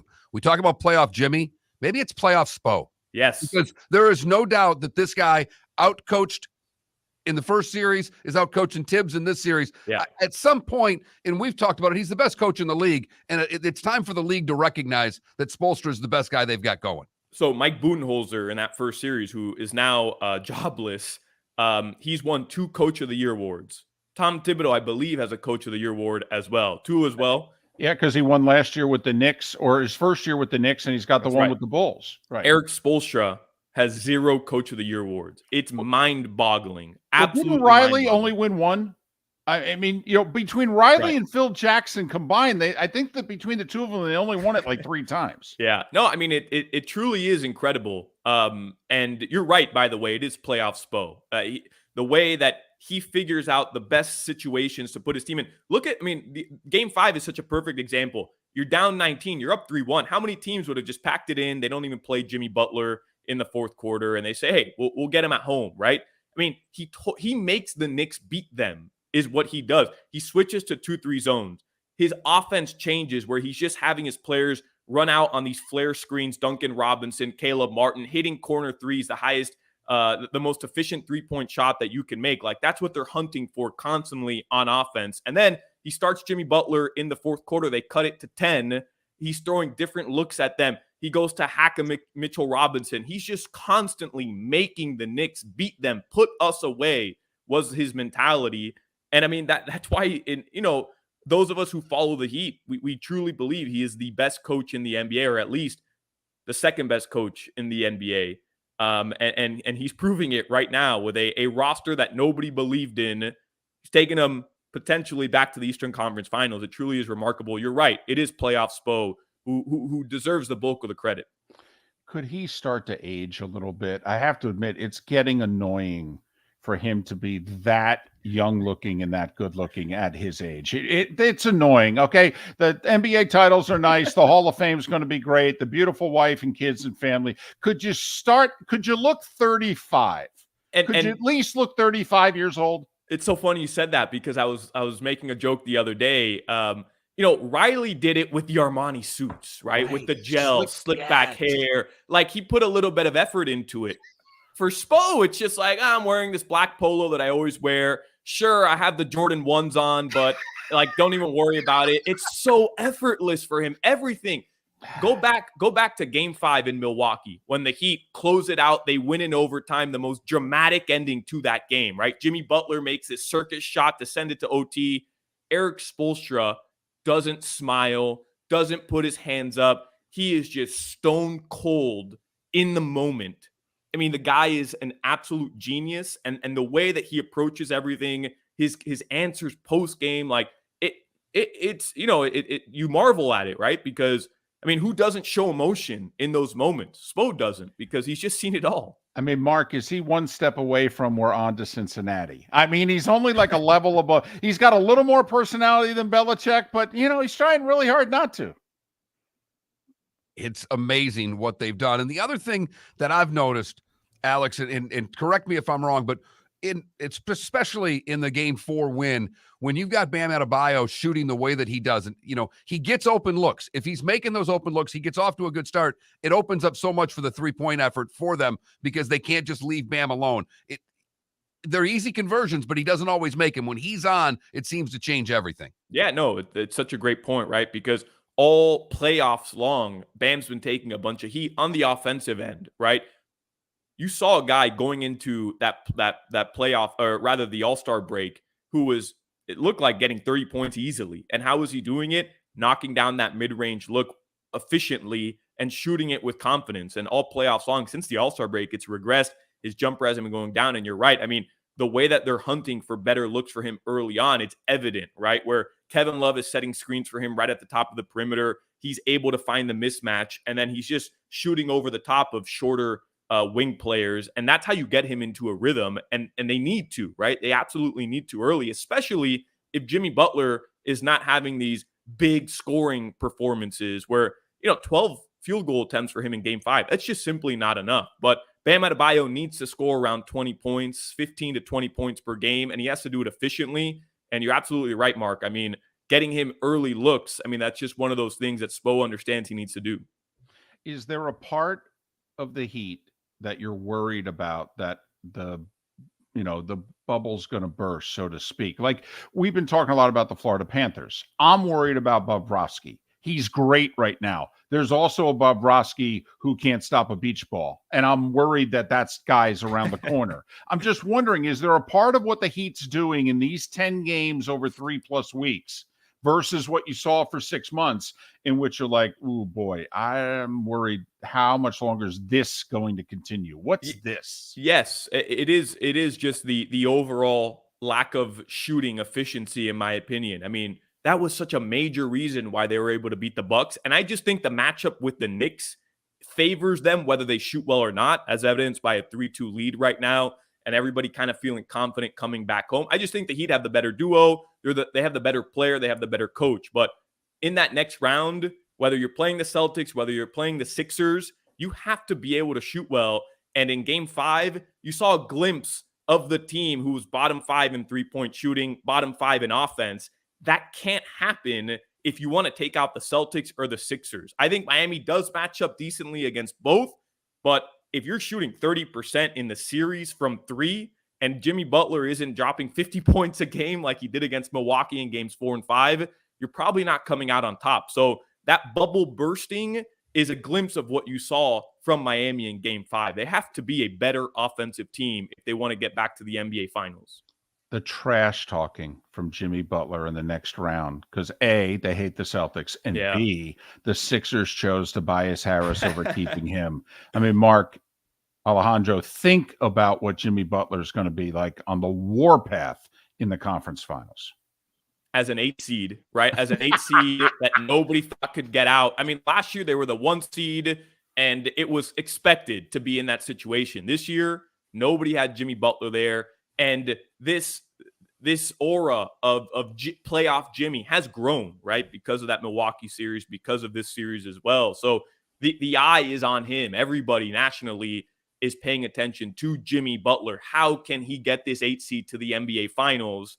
And you're right. I mean, he feels like they chose Tobias Harris over him, and his lack of love for Boston in general, it's pretty well known around Miami. Listen, have a great broadcast tonight. Thanks so much for your time, and hopefully Heat advance and we can talk again. Absolutely. I just had a buddy of mine who lives in your area text me that he's listening to me. He said Heat in 6. I don't know, but that's how Heat fans are feeling tonight. Wow, guys, so. he really goes out on a limb. Waits till they're up 3-2 and they're home. Alejandro Solana, Heat Radio Network, also Dolphins Radio Network, part of QAM in Miami. Follow him on Twitter, Alex, the letter M, Solana, Solana. Thank you, Alex. Anytime for you guys. Thank you. We're all pretty confident in the Heat tonight. Absolutely. Everything we pointed out, you know, everything that went right for the Knicks, and they barely won game 5 at home. The Heat played a dud. They really did. They played a dud in game 5 and were right there to win it. And think about their loss in game 2. They were right there to win it without Jimmy Butler. If you've watched this series, everything to the Heat, even when they're not making their shots, it seems as if they get their shots just by running their offense. Everything that the Knicks are doing looks hard. Everything that the Heat are doing looks like it's, part of the game plan. We're just doing our thing. Tampa, St. Pete, Lake City, Port Charlotte, and Venice. Have a great weekend. We'll do it again Monday morning. The bonus hour, that's next in the 239 right here on the Florida Sports Network. David Moulton for Napa, Napa Auto Parts, and Napa Filters. Insist on Napa filters for your vehicles, or if you're a do-it-yourselfer, only buy Napa filters. Napa has a filter for almost anything on earth that moves, whether it's motorcycles, foreign and domestic cars, vans, SUVs, earth-moving equipment. You get the idea. Napa Auto Parts, Napa filters. Insist on them for your vehicles, or if you're a do-it-yourselfer, only buy Napa filters. Miller and Moulton here for the Clutch Vodka Play of the Day. Mark, remember Nick Charles, Fred Hickman, the CNN Play of the Day? Yeah, CNN did a nightly sports show. That was a while ago. Yes, it was. Just work with me. Everyone liked the pod, the Play of the Day. So how about we have the Clutch Vodka Play of the Day? Sounds good. Fun. Smooth. Like Clutch Vodka. Listen weekday mornings for the Clutch Vodka Play of the Day. That's Clutch with a K. Hello, friends and family of Southwest Florida. Are you looking to tap into the electric vehicle market? Well, look no further, because we here at Southwest Florida Golf Carts have just what you need. E-bikes, golf carts, LSVs, scooters, and more. Come down and talk with one of our experienced sales reps, have a soda and a smile, and you could be cruising the streets in your new EV today. Stop by the store or visit our website at flgolfcarts.com and enter for a chance to win $100 off your next purchase by answering John's monthly sports question. Ladies and gentlemen, once again. Hi. Excuse me. Hey, the line starts back here. Ma'am, if your party's not here, you're going to have to go around again. If you had the opportunity to avoid all this, wouldn't you? Salt Live is the official transportation provider of the Miller and Moulton Morning Show, making your trip to and from the airport seamless and stress-free. Salt Live is supported with the help of local partners like the Bayfront Inn. Gather your family and friends and enjoy a leisurely day on the water with a pontoon or deck boat. If you prefer to explore the waterways without a motor, the Bayfront has canoes, standboards, and kayaks. At the end of your journey, enjoy lunch or dinner at the Bamboo Tropical Bar and Grill. The Bayfront Inn, something for everyone on 5th Avenue in downtown Naples. BayfrontInNaples.com. When you need a ride, book with Salt Life Transportation, 308-8686, or book on saltlifetransportation.com. Located on the East Trail, locally owned Naples Tiki Bar and Grill is an outdoor eatery next to the Hitching Post Shopping Center. Island-inspired food with a true tiki theme. The best place in Naples to enjoy the beautiful weather in Southwest Florida. The Naples Tiki Bar and Grill offers a great menu for dine-in or takeout. Enjoy our famous pulled pork, huge burgers, and tiki bar cocktails. Don't miss happy hour every day from 3 to 6, and live music 7 days a week. See you soon at the Naples Tiki Bar and Grill, 11498 Tamiami Trail East. You are listening to Miller and Moulton on the Florida Sports Network.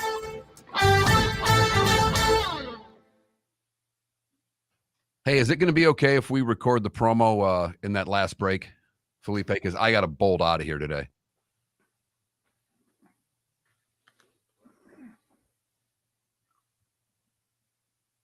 Yeah, that's fine.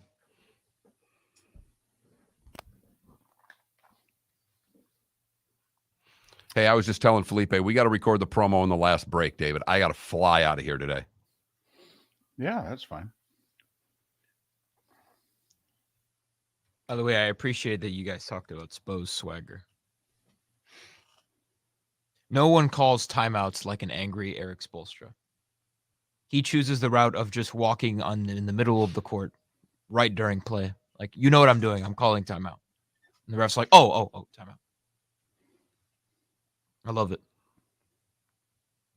That's a pretty good little show today. Yeah, I thought For so. May 12th.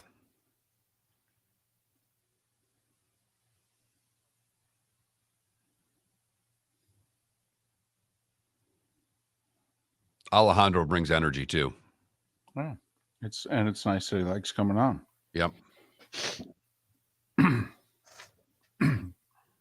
His friend's really going on a limb. Yeah. I mean,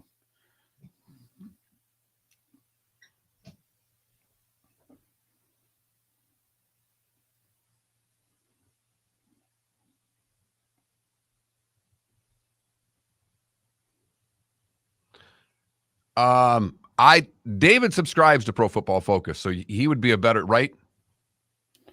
You pay for Pro Football Focus? Or is that not one you pay for? No, I don't. Oh, that's right. You pay for the draft one, you said. Yes. I pay for draft stuff. And for either this show or if I get called in to do a show, I just, I'm sorry, I'm not up to date on all 400 prospects.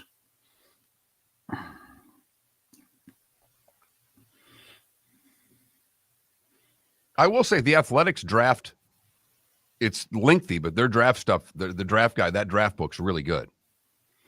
I will say they're hiring one good writer after another. Their content is really good. Finding it's really hard. Awful. Just awful. Don't understand it. The New York Times website's not this awful. I don't go on it very often, but when I've had to, it's not this difficult, and the Times now owns them. Yeah, Spitz, it's not the Fox blessing. What we're wondering is, would the league be okay with it? Mark thinks, the league won't even take a second to consider it. But, yeah, I mean, Fox, they want Brady. They don't care. He could own Fox. They don't care.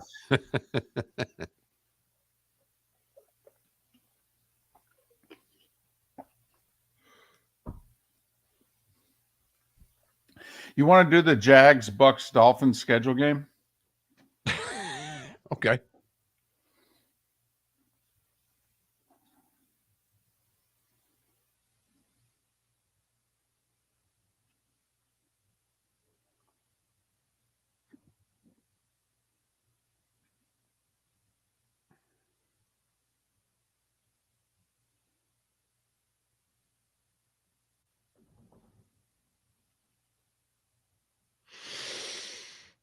Here we go.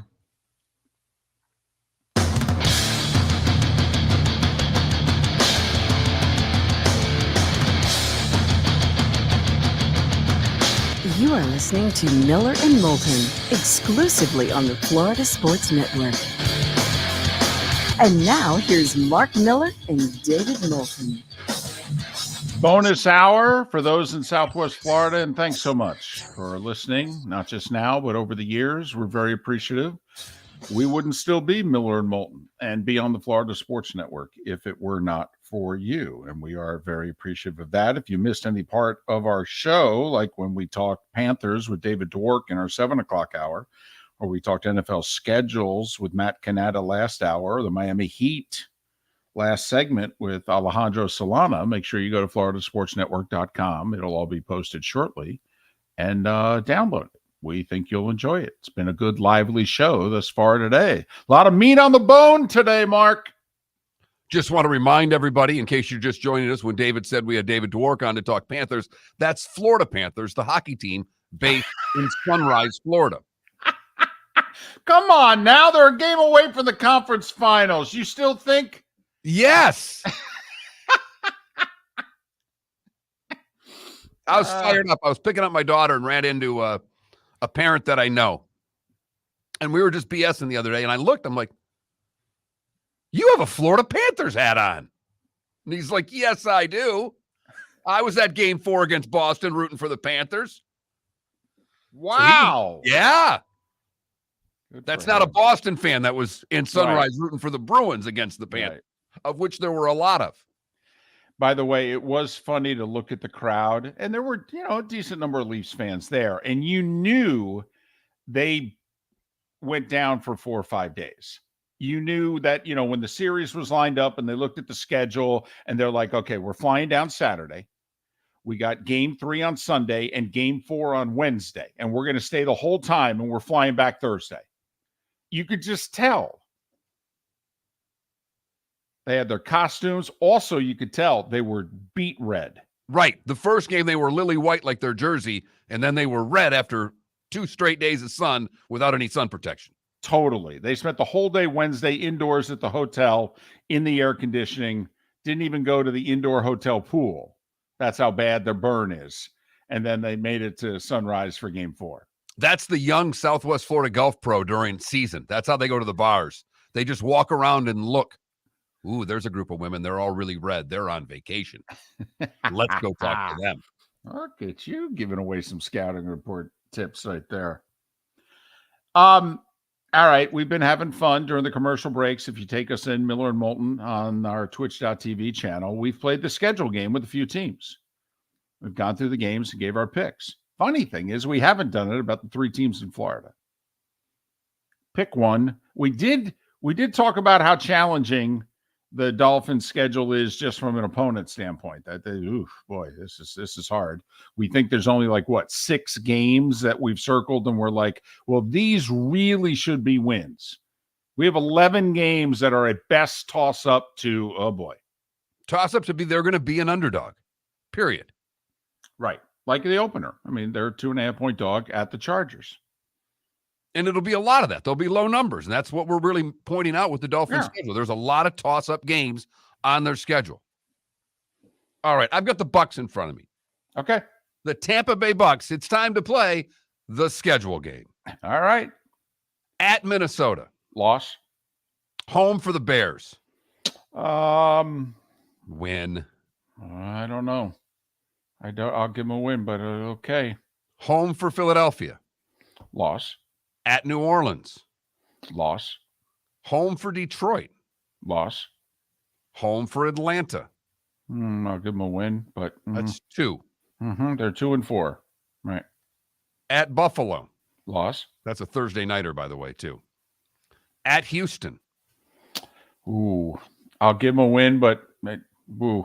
By the way, the Eagles game, I believe, is a Monday nighter, week 3. So I think they get. Yeah. Okay. I've got that as the early Monday night game on here, 7:15. Yeah, I don't know. I got a text last night saying I had a home game. So, whatever. All right. Just checking. All right. At Houston, we gave a win. Home for Tennessee. We'll be optimistic. We'll give them a win. At San Francisco. No. At Indianapolis. Wow. All right. Just for the hell of it. I don't believe it, but I want to be optimistic here. Fine. What are they, 5-6 now? Is that 4 or 5? All right. Home for Carolina. Wow. Wow. Right. Just give it to them. They're 6-6 with 5 to play. At Atlanta. No. Loss. At Green Bay. Boy. Loss. Home for Jacksonville. Loss. Home for New Orleans. I'll give it to them. And at Carolina. So they could get to 8? Yeah. Wow. Wow, they could win as many games as last year's team? They could. If I gave you right now, we just went through the schedule, over under 6.5, what would you do? You put it right where I didn't want you to. 7.5, I was going under. 8.5, I was going under. I'm going under. I would lean under, David. Okay.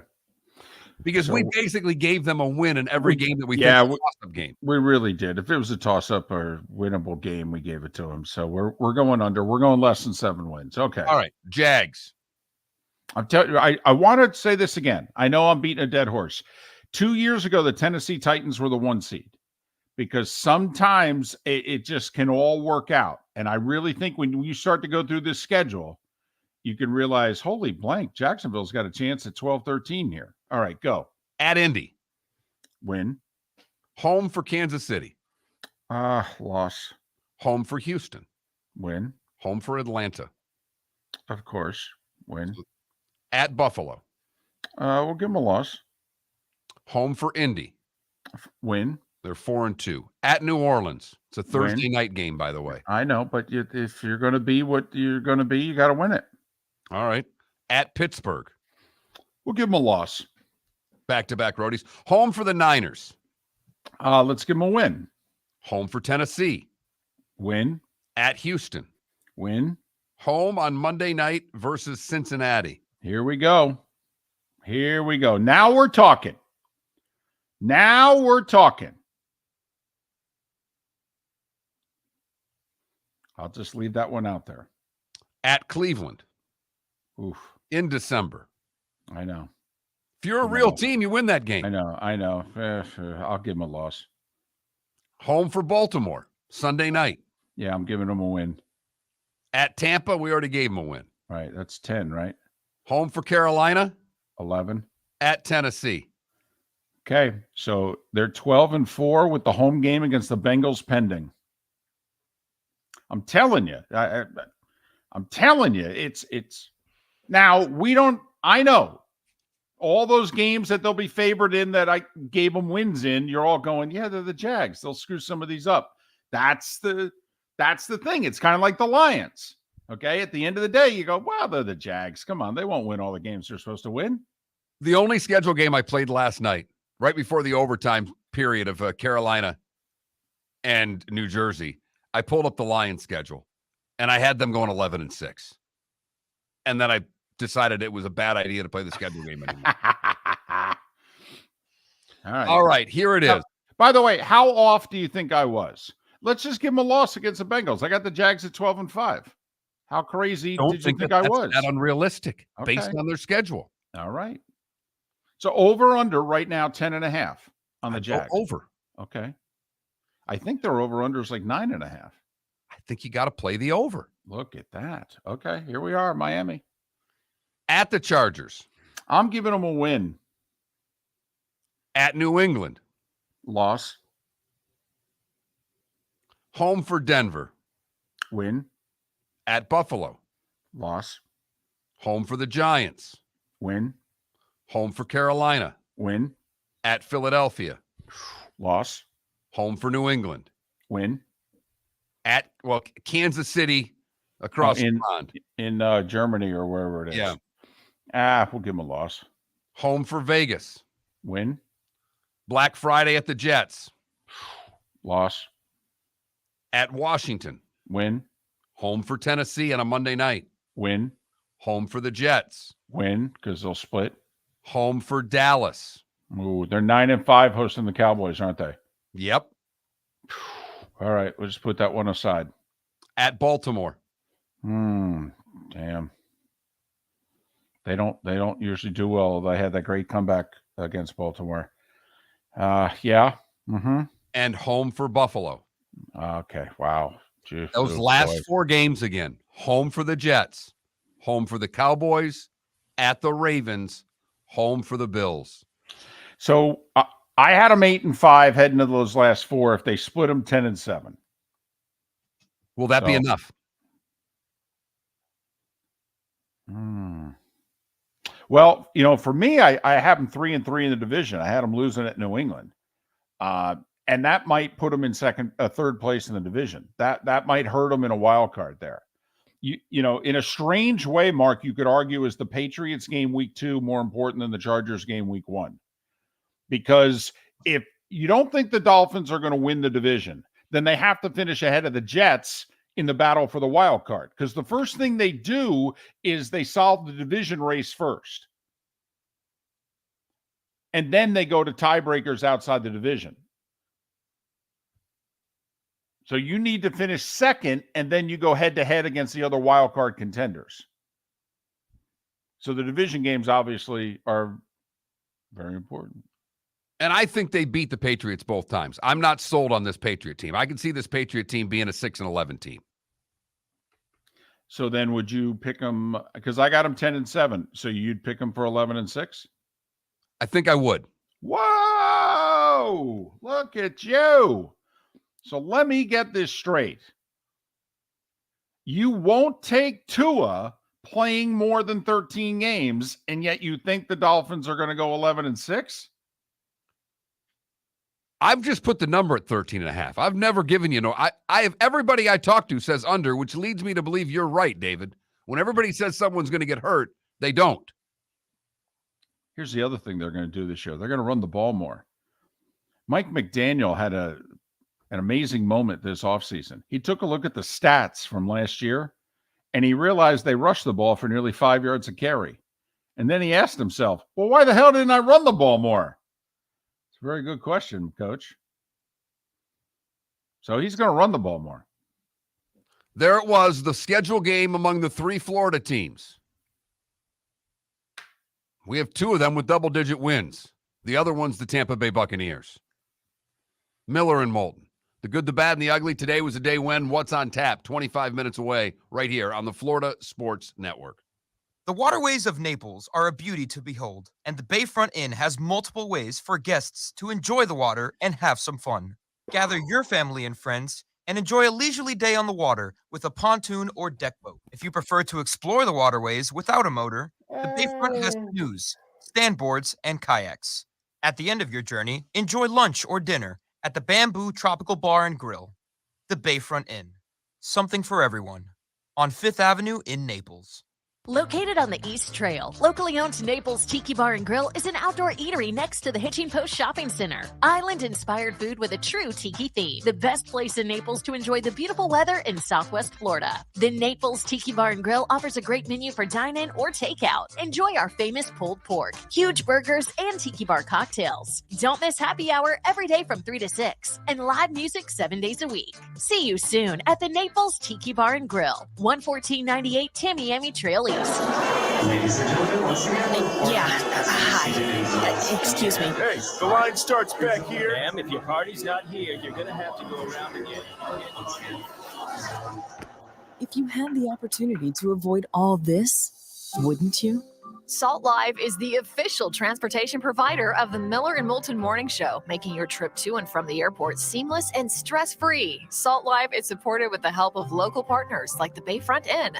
Gather your family and friends and enjoy a leisurely day on the water with a pontoon or deck boat. If you prefer to explore the waterways without a motor, the Bayfront has canoes, standboards, and kayaks. At the end of your journey, enjoy lunch or dinner at the Bamboo Tropical Bar and Grill. The Bayfront Inn, something for everyone on 5th Avenue in downtown Naples. BayfrontInNaples.com. When you need a ride, book with Salt Live Transportation, 308-8686. or book on saltlifetransportation.com.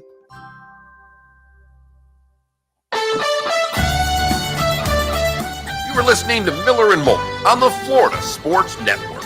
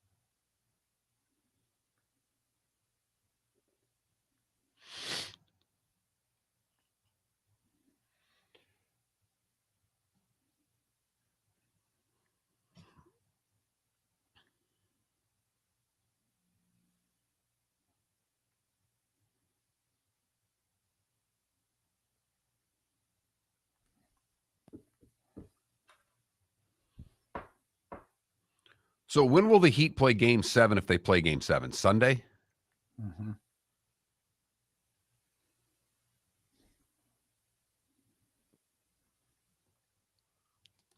So could we get a triple header on Sunday?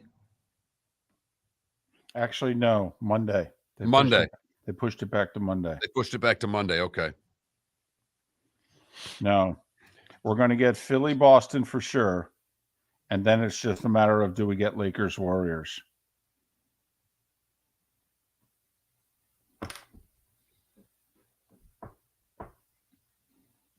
No NBA tomorrow.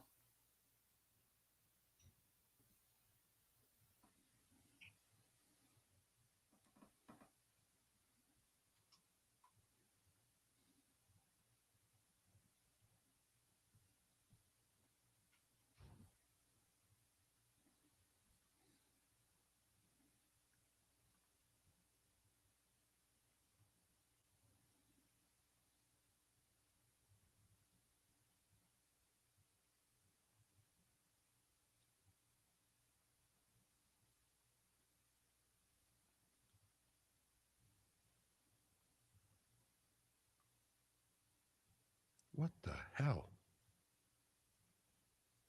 What? Nothing. I'm just trying to shut things down on this so I have a...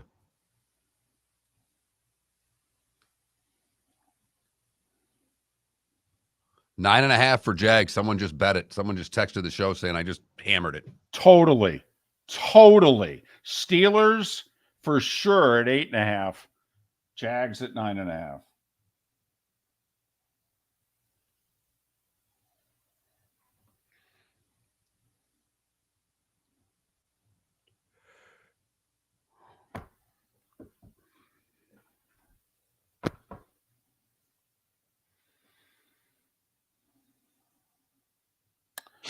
Canada Relief, they also have a Super Bowl rematch.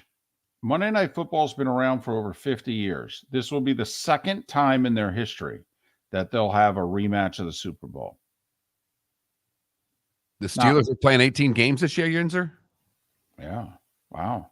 If they're playing 18, I'm definitely going over. Yes.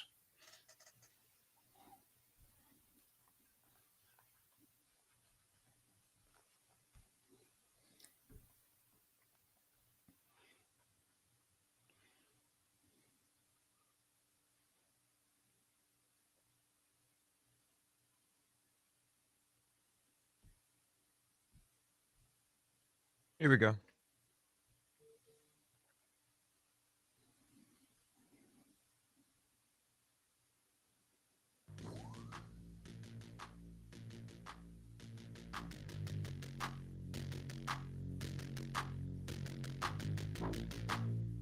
It's the bonus hour of Miller and Moulton on the Florida Sports Network.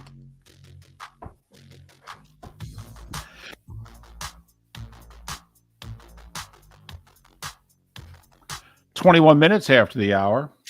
Miller and Moulton, Florida Sports Network, floridasportsnetwork.com. It's been a fascinating show. Sometimes the mics work, sometimes they don't. All right. Engineering 101 has been used multiple times during the show. Turn it on, turn it off, unplug it, plug it back in. Is there anything that gets you more upset when you call, whether it's your cable provider, your internet provider, your whatever the case may be? Because we all know now. And we know that they have to say it. But we have to go through the whole turn it on and turn it off, as if like we haven't checked that already. Right. You think I'm calling you. Do you know how long I had to be on hold, Comcast Xfinity, to finally talk to you? And you're going to tell me, well, just reset it. Yes, that's it. That's it. You know what? I wish I had thought about that while I was on hold for the last hour and 37 minutes. I wish I had thought of that. Anyway, good, bad, and ugly. What's on tap today was the day when. Final thoughts, picks, that whole deal. Mark Miller's missed one game all week, so listen to what he has to say coming up in about 20 minutes. I need one of these heaters during football season, David. It does nothing for me during the basketball and hockey end of the year. Unless, of course, I'm following my own advice and betting on it at night. Right. Well, I mean, we're both like Brady. We're so independently wealthy that we're thinking of buying minority shares in professional teams. So the least we could do is throw a few shekels on the NBA and NHL playoffs. So I've got a list here, David. Okay. Of what USA Today thinks are the worst primetime games of the year. Ooh, hold on a second. If you can give me, just to fill for like 5 to 7 seconds. Oh, no problem. I mean, I think it's obvious in a lot of cases, but they have found 5 games that they deem to be the worst NFL primetime games of the season. Well, I just want to pull up my Monday Night Football schedule and just see how many of these worst games I've got. Number 5 is a Week 11 Sunday Night Football game between the Vikings and the Broncos. Huh. Okay. Number 4 is a Thursday Night Football game between the Bills and the Bucks. And it's mainly because the Bucks are playing in it. We'll hear more on the Bucks later. Week 3, David, Monday Night Football, Eagles, Bucks. They are just miffed at the fact that the Bucks have primetime games. Also, Week 3, Sunday Night Football, Steelers versus Raiders. Wow. Think about that. We are bad-mouthing a Raiders-Steelers game. Man, the times we are living in. And the number 1 worst primetime game, according to the For the Win column at USA Today. Can I make a guess? Absolutely. The season opener. The season opener it is. Wow. Can't believe I got it right. Yeah. A lot of people not happy with Lions Chiefs. Here, I'm throwing this out there. Okay, the NFL gets, they've got 272 games they have to schedule. What if we were in the back of the room and they lay it all out and they say, is this what we're going with? And what if, Mark, we had just said, hey, can I propose one change? How about you open with Dolphins Chiefs and you send Lions Chiefs to Germany? Couldn't have done it fast enough. Just because that game sold out. I mean, you could have Falcons Panthers. That game's going to sell out. It's the NFL. It's in Germany. The waiting list is, they've got 400,000 people wanting tickets to that game. They just want to see the NFL. You're giving them the Super Bowl champion Chiefs. You're giving them a team that's expected to be good this year in Detroit. That's us for the games that have been sent overseas That's a solid game by European standards. Meanwhile, you'd have Tyreek Hill and the high-flying Dolphins, supposedly, against Mahomes and the Chiefs and, their third title, yada, yada. Their line in here, David, I just have to read. To pit them against the Detroit Lions feels like a cruel joke, even if the Lions are one of the favorite underdogs this season. Where is the drama or intrigue in this game? And I agree. And I have a soft spot for the Detroit Lions. There's no intrigue in this game, unless, of course, the Lions were to win. And come on, what are the odds of that? If I told you the game's going to be 48-10 or 35-33, you'd all vote 48-10.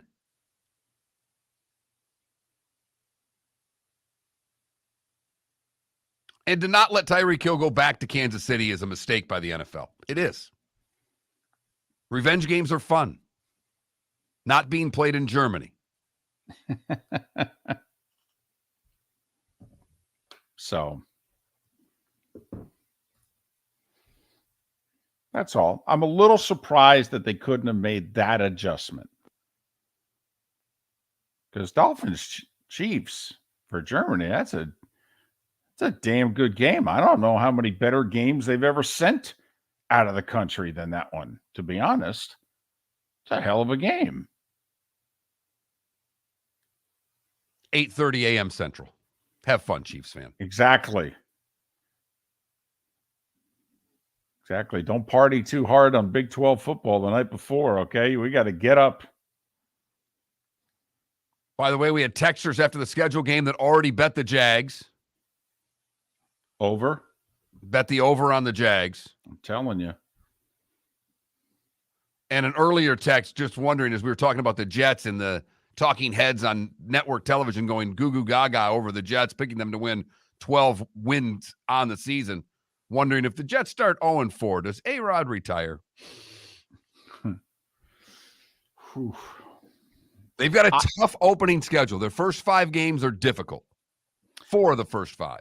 But they've got wins in the middle of that schedule, though. They really do. I mean, they could be 4-3 even, and then they could rattle off a 5 spot. Remember the Dolphins rattled off a 5 spot last year.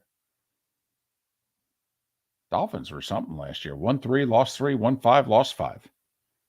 Then won their last game to sneak in. And I'm with you that the Jets could, they could start off average. 1, Rodgers just getting used to what he has. 2, it's a tough schedule. Well, yeah, don't they have Bills, Chiefs, and Eagles all in the first part of their schedule? You're 100% correct. Last time I checked, those were 3 pretty darn good teams. They open with Buffalo. They're at Dallas, home for New England, home for the Chiefs, at Denver, and home for Philadelphia before their bye. Is that 6 or 7 games? That's 6. Okay. Something to keep in mind, though. If they're 3-3 and people are going to be talking about how the sky is falling, they could then go on a run. Just after the bye, they're at the Giants, home for the Chargers, but they get a little stretch here where it's Vegas, or at Vegas, at Buffalo, home for Miami, home for Atlanta, home for Houston.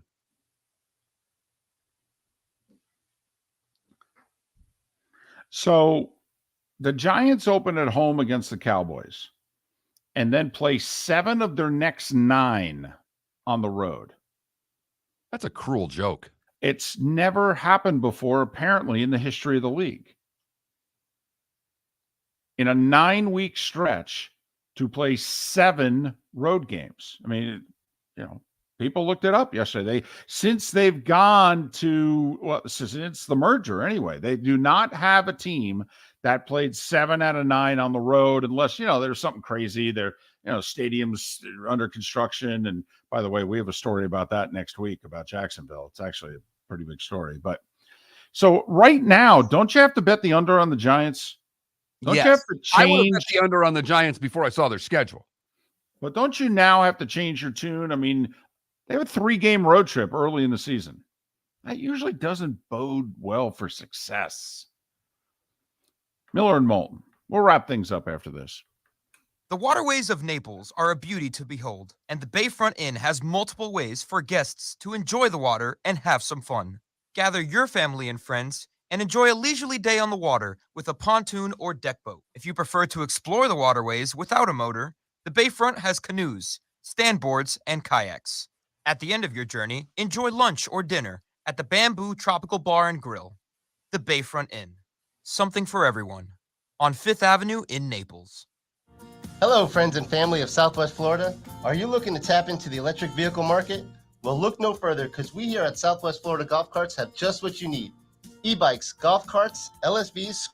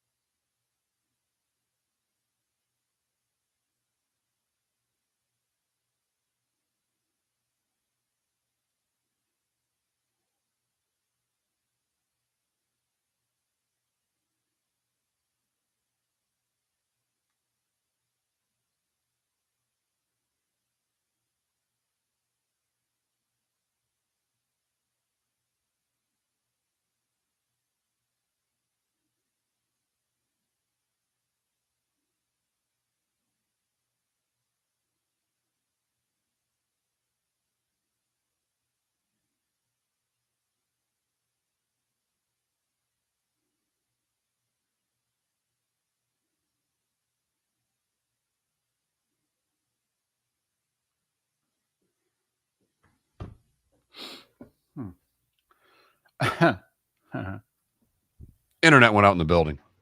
That's what I figured. Do we have to do a promo here? Yeah. Yeah, let's do it. Hold on. Got to admit, everything's up in the air and have no guests scheduled. So,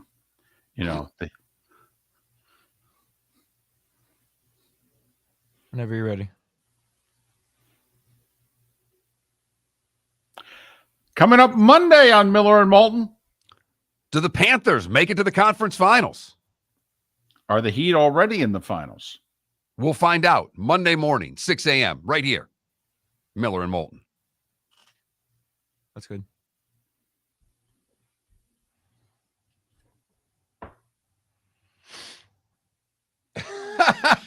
Canada Relief, that's remotely funny.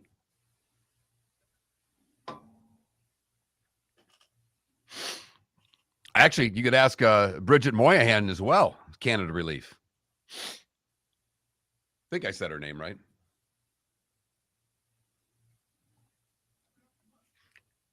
You did. A lot of birthdays today, David. Not a lot of things, lots of birthdays. Okay. That's what I've got. I've got very little history. A lot of music history, not a lot of sports history.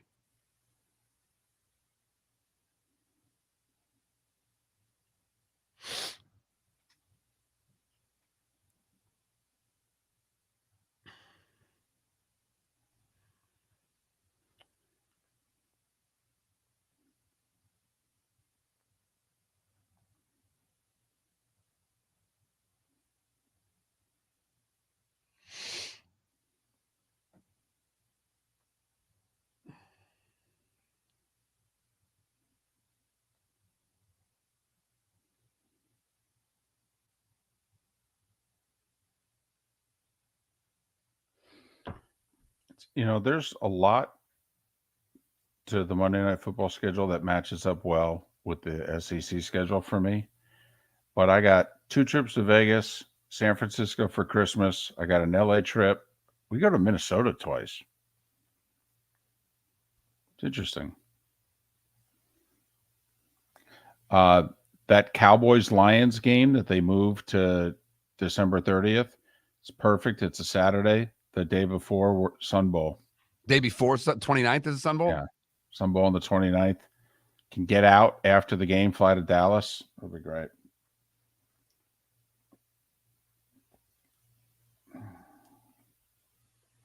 Well, that's even, if you miss that flight, you can get to Dallas the next day too. Because I know that's a tough flight for you guys to catch.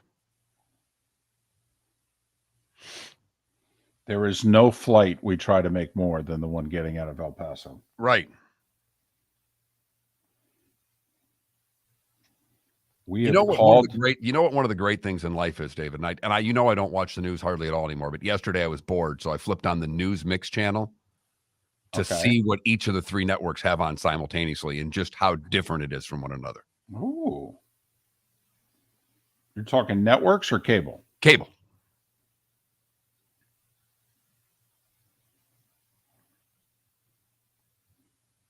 And they all have the same inflection that the world is going to end with whatever story it is they're doing.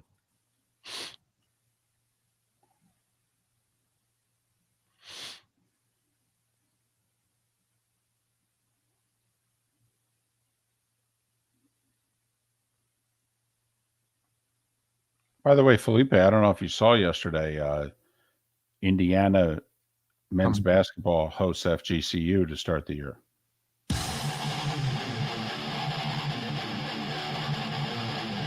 You're listening to Miller and Moulton, exclusively on the Florida Sports Network. 22 minutes till the top of the hour, 16 until we're out of here. Miller and Moulton, Florida Sports Network, floridasportsnetwork.com. So Blades can advance to the conference finals. If we're spending, talking about the Heat and the Panthers can do it. So can the Blades. Win tonight, they sweep Jacksonville. They're through. If by chance they don't get it done tonight, they can do it tomorrow. And Mark, I don't know if you saw, I think it was Jeff Goodman, one of the national college basketball writers. He found out the Indiana, who their season opening opponent is. Turns out it's FGCU. So Tuesday, November for FGCU. So Tuesday, November 7th. It'll be Dunk City at Assembly Hall. It's one of those deals in which if they actually had, their games broadcast on the radio, you kind of like that roadie. You would. I would. You would. We both would have. But that'll never be the case. No. It was like back in the day, they were doing their transition from D2 to D1. They played Butler at Hinkle Fieldhouse. I made that road trip. I'm like, this is amazing. Doing a game at Hinkle.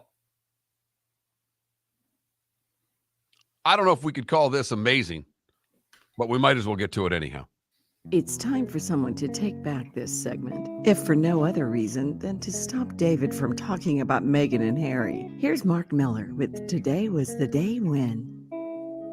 Always like to start out with fun baseball stats, David. 1919, the Yankees and the Washington Senators played to their second straight extra inning tie. 4-4-15 at the Polo Grounds. It was 0-0-12 the previous day. See, and the world continued to rotate on its axis, and the sport actually became more popular. Miller and Moulton have been fans of the baseball tie for a while. No one else is. No, and it's real simple. How do you make the playoffs? Winning percentage. So at the end of the year, you could have 90 wins, 64 losses, and then in parenthesis, 8. You tied 8 games. How do we determine the playoffs? Winning percentage, 90 and 64. That's how we determine it. The NFL has ties. You're all fine with it. What's the problem? Today in 1938, the Sandoz Labs began manufacturing LSD. Boy, their Christmas party must have been great. 1955, Chicago Cubs Sam Jones is the first African-American to pitch a no-hitter, winning 4-0 over the Pirates. Sam Toothpick Jones. David, today in 1960, Elvis appears on a Frank Sinatra television special.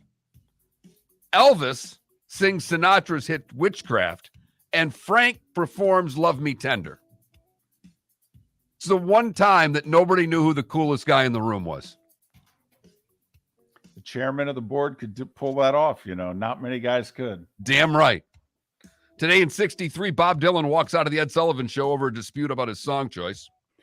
Here's why, and you know this because you're really into music. The reason that's so fascinating is he's not Bob Dylan yet. He's like 2 months away from being Bob Dylan. His first hit, what was it? Like Blowing in the Wind, the Peter, Paul and Mary's cover. He wasn't really known yet, but 2 months later he was. He's on the Ed Sullivan Show in 63. He wanted to do a certain song. The CBS censor said, no, you can't do that song. He said, screw you, I'm out of here. He was a nobody. Bingo. Ed Sullivan was giving him the theory of break of a lifetime. Wasn't like any acts that ever made themselves on the Ed Sullivan Show. Right. Today in 65, the Stones record Satisfaction. Heard it did pretty well. Today in 67, you could argue it's the best debut album ever. You could argue. Are You Experienced by the Jimi Hendrix Experience? I'll be listening. I got an appointment to go to. It's going to take me about as long as that album runs. It'll be on 11 the whole way. 1973, the ABA championship. The Pacers beat the Colonels 4-3. Ooh, Indiana and Kentucky. I think Dan Issel was playing for Kentucky. George McGinnis for Indiana, I think. 74, the Celtics beat the Milwaukee Bucks in 7. That was the last time that Kareem played for Milwaukee. I think he requested a trade after that season. 82, the USFL forms today. 94, Pulp Fiction debuts at the Cannes Film Festival. Easy for me to say. I don't know why it was so tough to spit that out. I think that movie holds up, by the way. Oh, it's so good. It's so good. And today in 2013, Tiger wins his second Players. Big birthday day.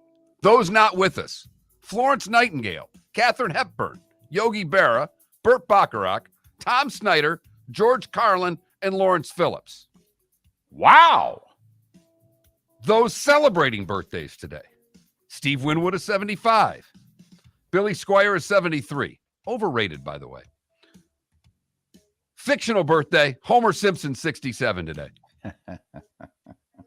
Lou Whitaker is 66. Dave Christian from the 80 Olympic team is 64. Emilio Estevez is 61. The other Baldwin, Steven, is 57. Tony Hawk is 55.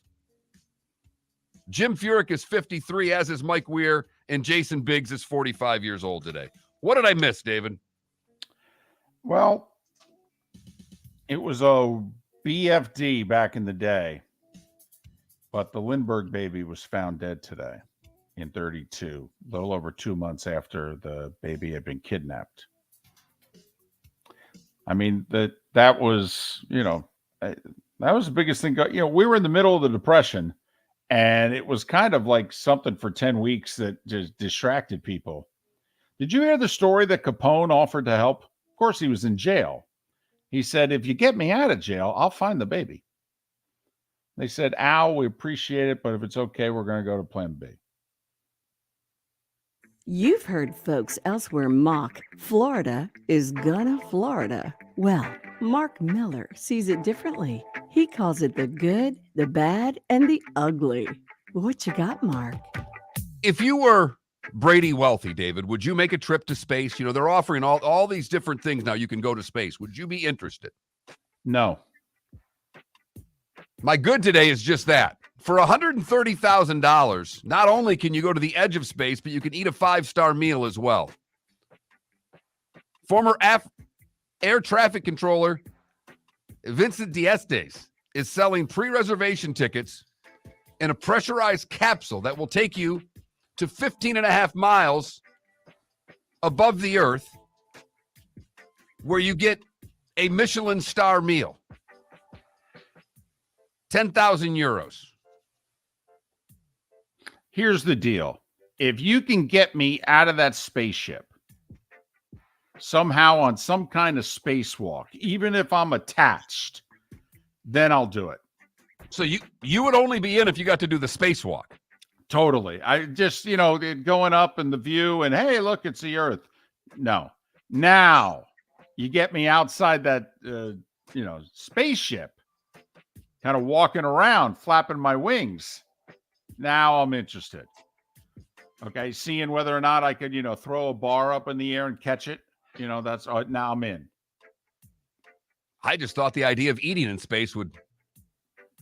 It's like eating on a plane if you think about it. I mean, but you get me out of that ship. Now I'm eating in space. For the bad, we go to Charlotte County, where a laundry clerk has been arrested after having an inappropriate relationship with an inmate at the Charlotte County Jail. Amy Dice was the worker at the detention center. She tried to make contact while dropping off laundry. The inmate was set to be transferred the next day. They searched the inmate's laundry bag and found a love note and candy. She'd been employed there since August of 2022. Now she'll spend time in the place that she was once employed. Finally, the ugly. We go to San Antonio, where two people crashed their car running a red light and then tried to duck into a restaurant and make as customers. The man and woman, after crashing the car, ran into the nearby restaurant. The woman tried to blend in with other customers while the man tried to climb into the attic. Well, I mean, don't you have to sit down and get a table? I mean, order a patty melt, something? I'm with you. But we can't fix stupid. And that's why it's the winner on today's Good, Bad, and Ugly this May the 12th, 2023. Table for one. Well, no, table for two. Oh, well, where is he? Well, he's actually climbing into your ceiling right now. He should be down any moment. Right. I do have a question. So you're working in the prison and you're having the relationship with the person. I'm guessing is the spice because, the person's a prisoner and you're an employee. Does the relationship lose the spice if now you become a prisoner? I think it would. Maybe for the prisoner.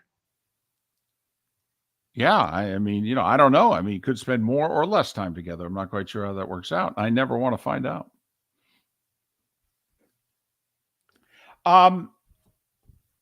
Couple of baseball notes for tonight. First off, game 2, Rays Yankees. Remember, they only play 13 times. They just played 3 times last week. They're playing 4 here between yesterday and Sunday. That's over half their meetings. These are kind of big games for the Yankees, who are 9 back. This is as must win as a game on May 12th is for the Yanks. They've got Cole going to the mound today. Don't they have to get this one? Yes, especially since they lost on Sunday when he pitched with a 6-0 lead in the 5th, by the way. But also, if you're a bit of a baseball goober, like Mark, I don't know about you. Do you remember, when you were a bigger baseball fan, you were younger, you were excited, hey, they called up the prospect. Like I remember when the Mets called up Strawberry and they called up Gooden and, made their first appearances. Well, apparently this is the best prospect the Marlins have had since Jose Fernandez. Okay. He's 20 years old. His name's Yuri Perez. They called him up from AA Pensacola. He's starting tonight against the Reds. First pitch is around 6:40. That's correct. He could pitch 2 innings before you flip over to watch the Panthers. Okay. He could pitch 4 innings before you flip over to watch the Heat. I'm just saying, a 20-year-old kid. Apparently he's the best prospect they've had since Jose. So that's all. By the way, they're minus 148 today against the Reds with this guy making his debut.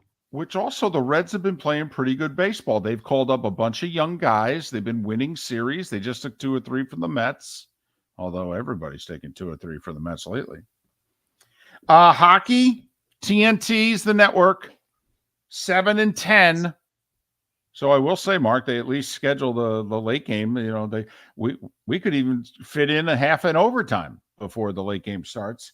Panthers, Leafs at 7, and Edmonton, Vegas at 10. That series is tied at 2. And locally, the Blades go tonight, right? Trying to close out Jacksonville in Game 4. And if they don't, then they can go at it tomorrow. So they got 2 cracks at it at home to get the one that they need.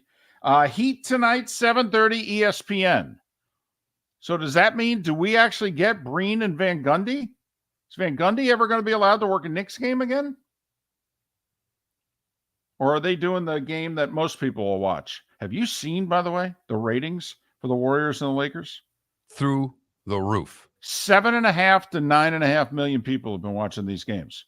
For West Coast basketball that hasn't started before 9:30, hardly any game. And most of them starting at 10, 10:15, 10:30, 10:45. Also, 3 to 4 million more viewers than Heat Knicks. And Heat Knicks are doing pretty well. They're averaging like 4.5 million people a game. And the Lakers and Warriors are like, yeah, okay, that's cute. That's funny.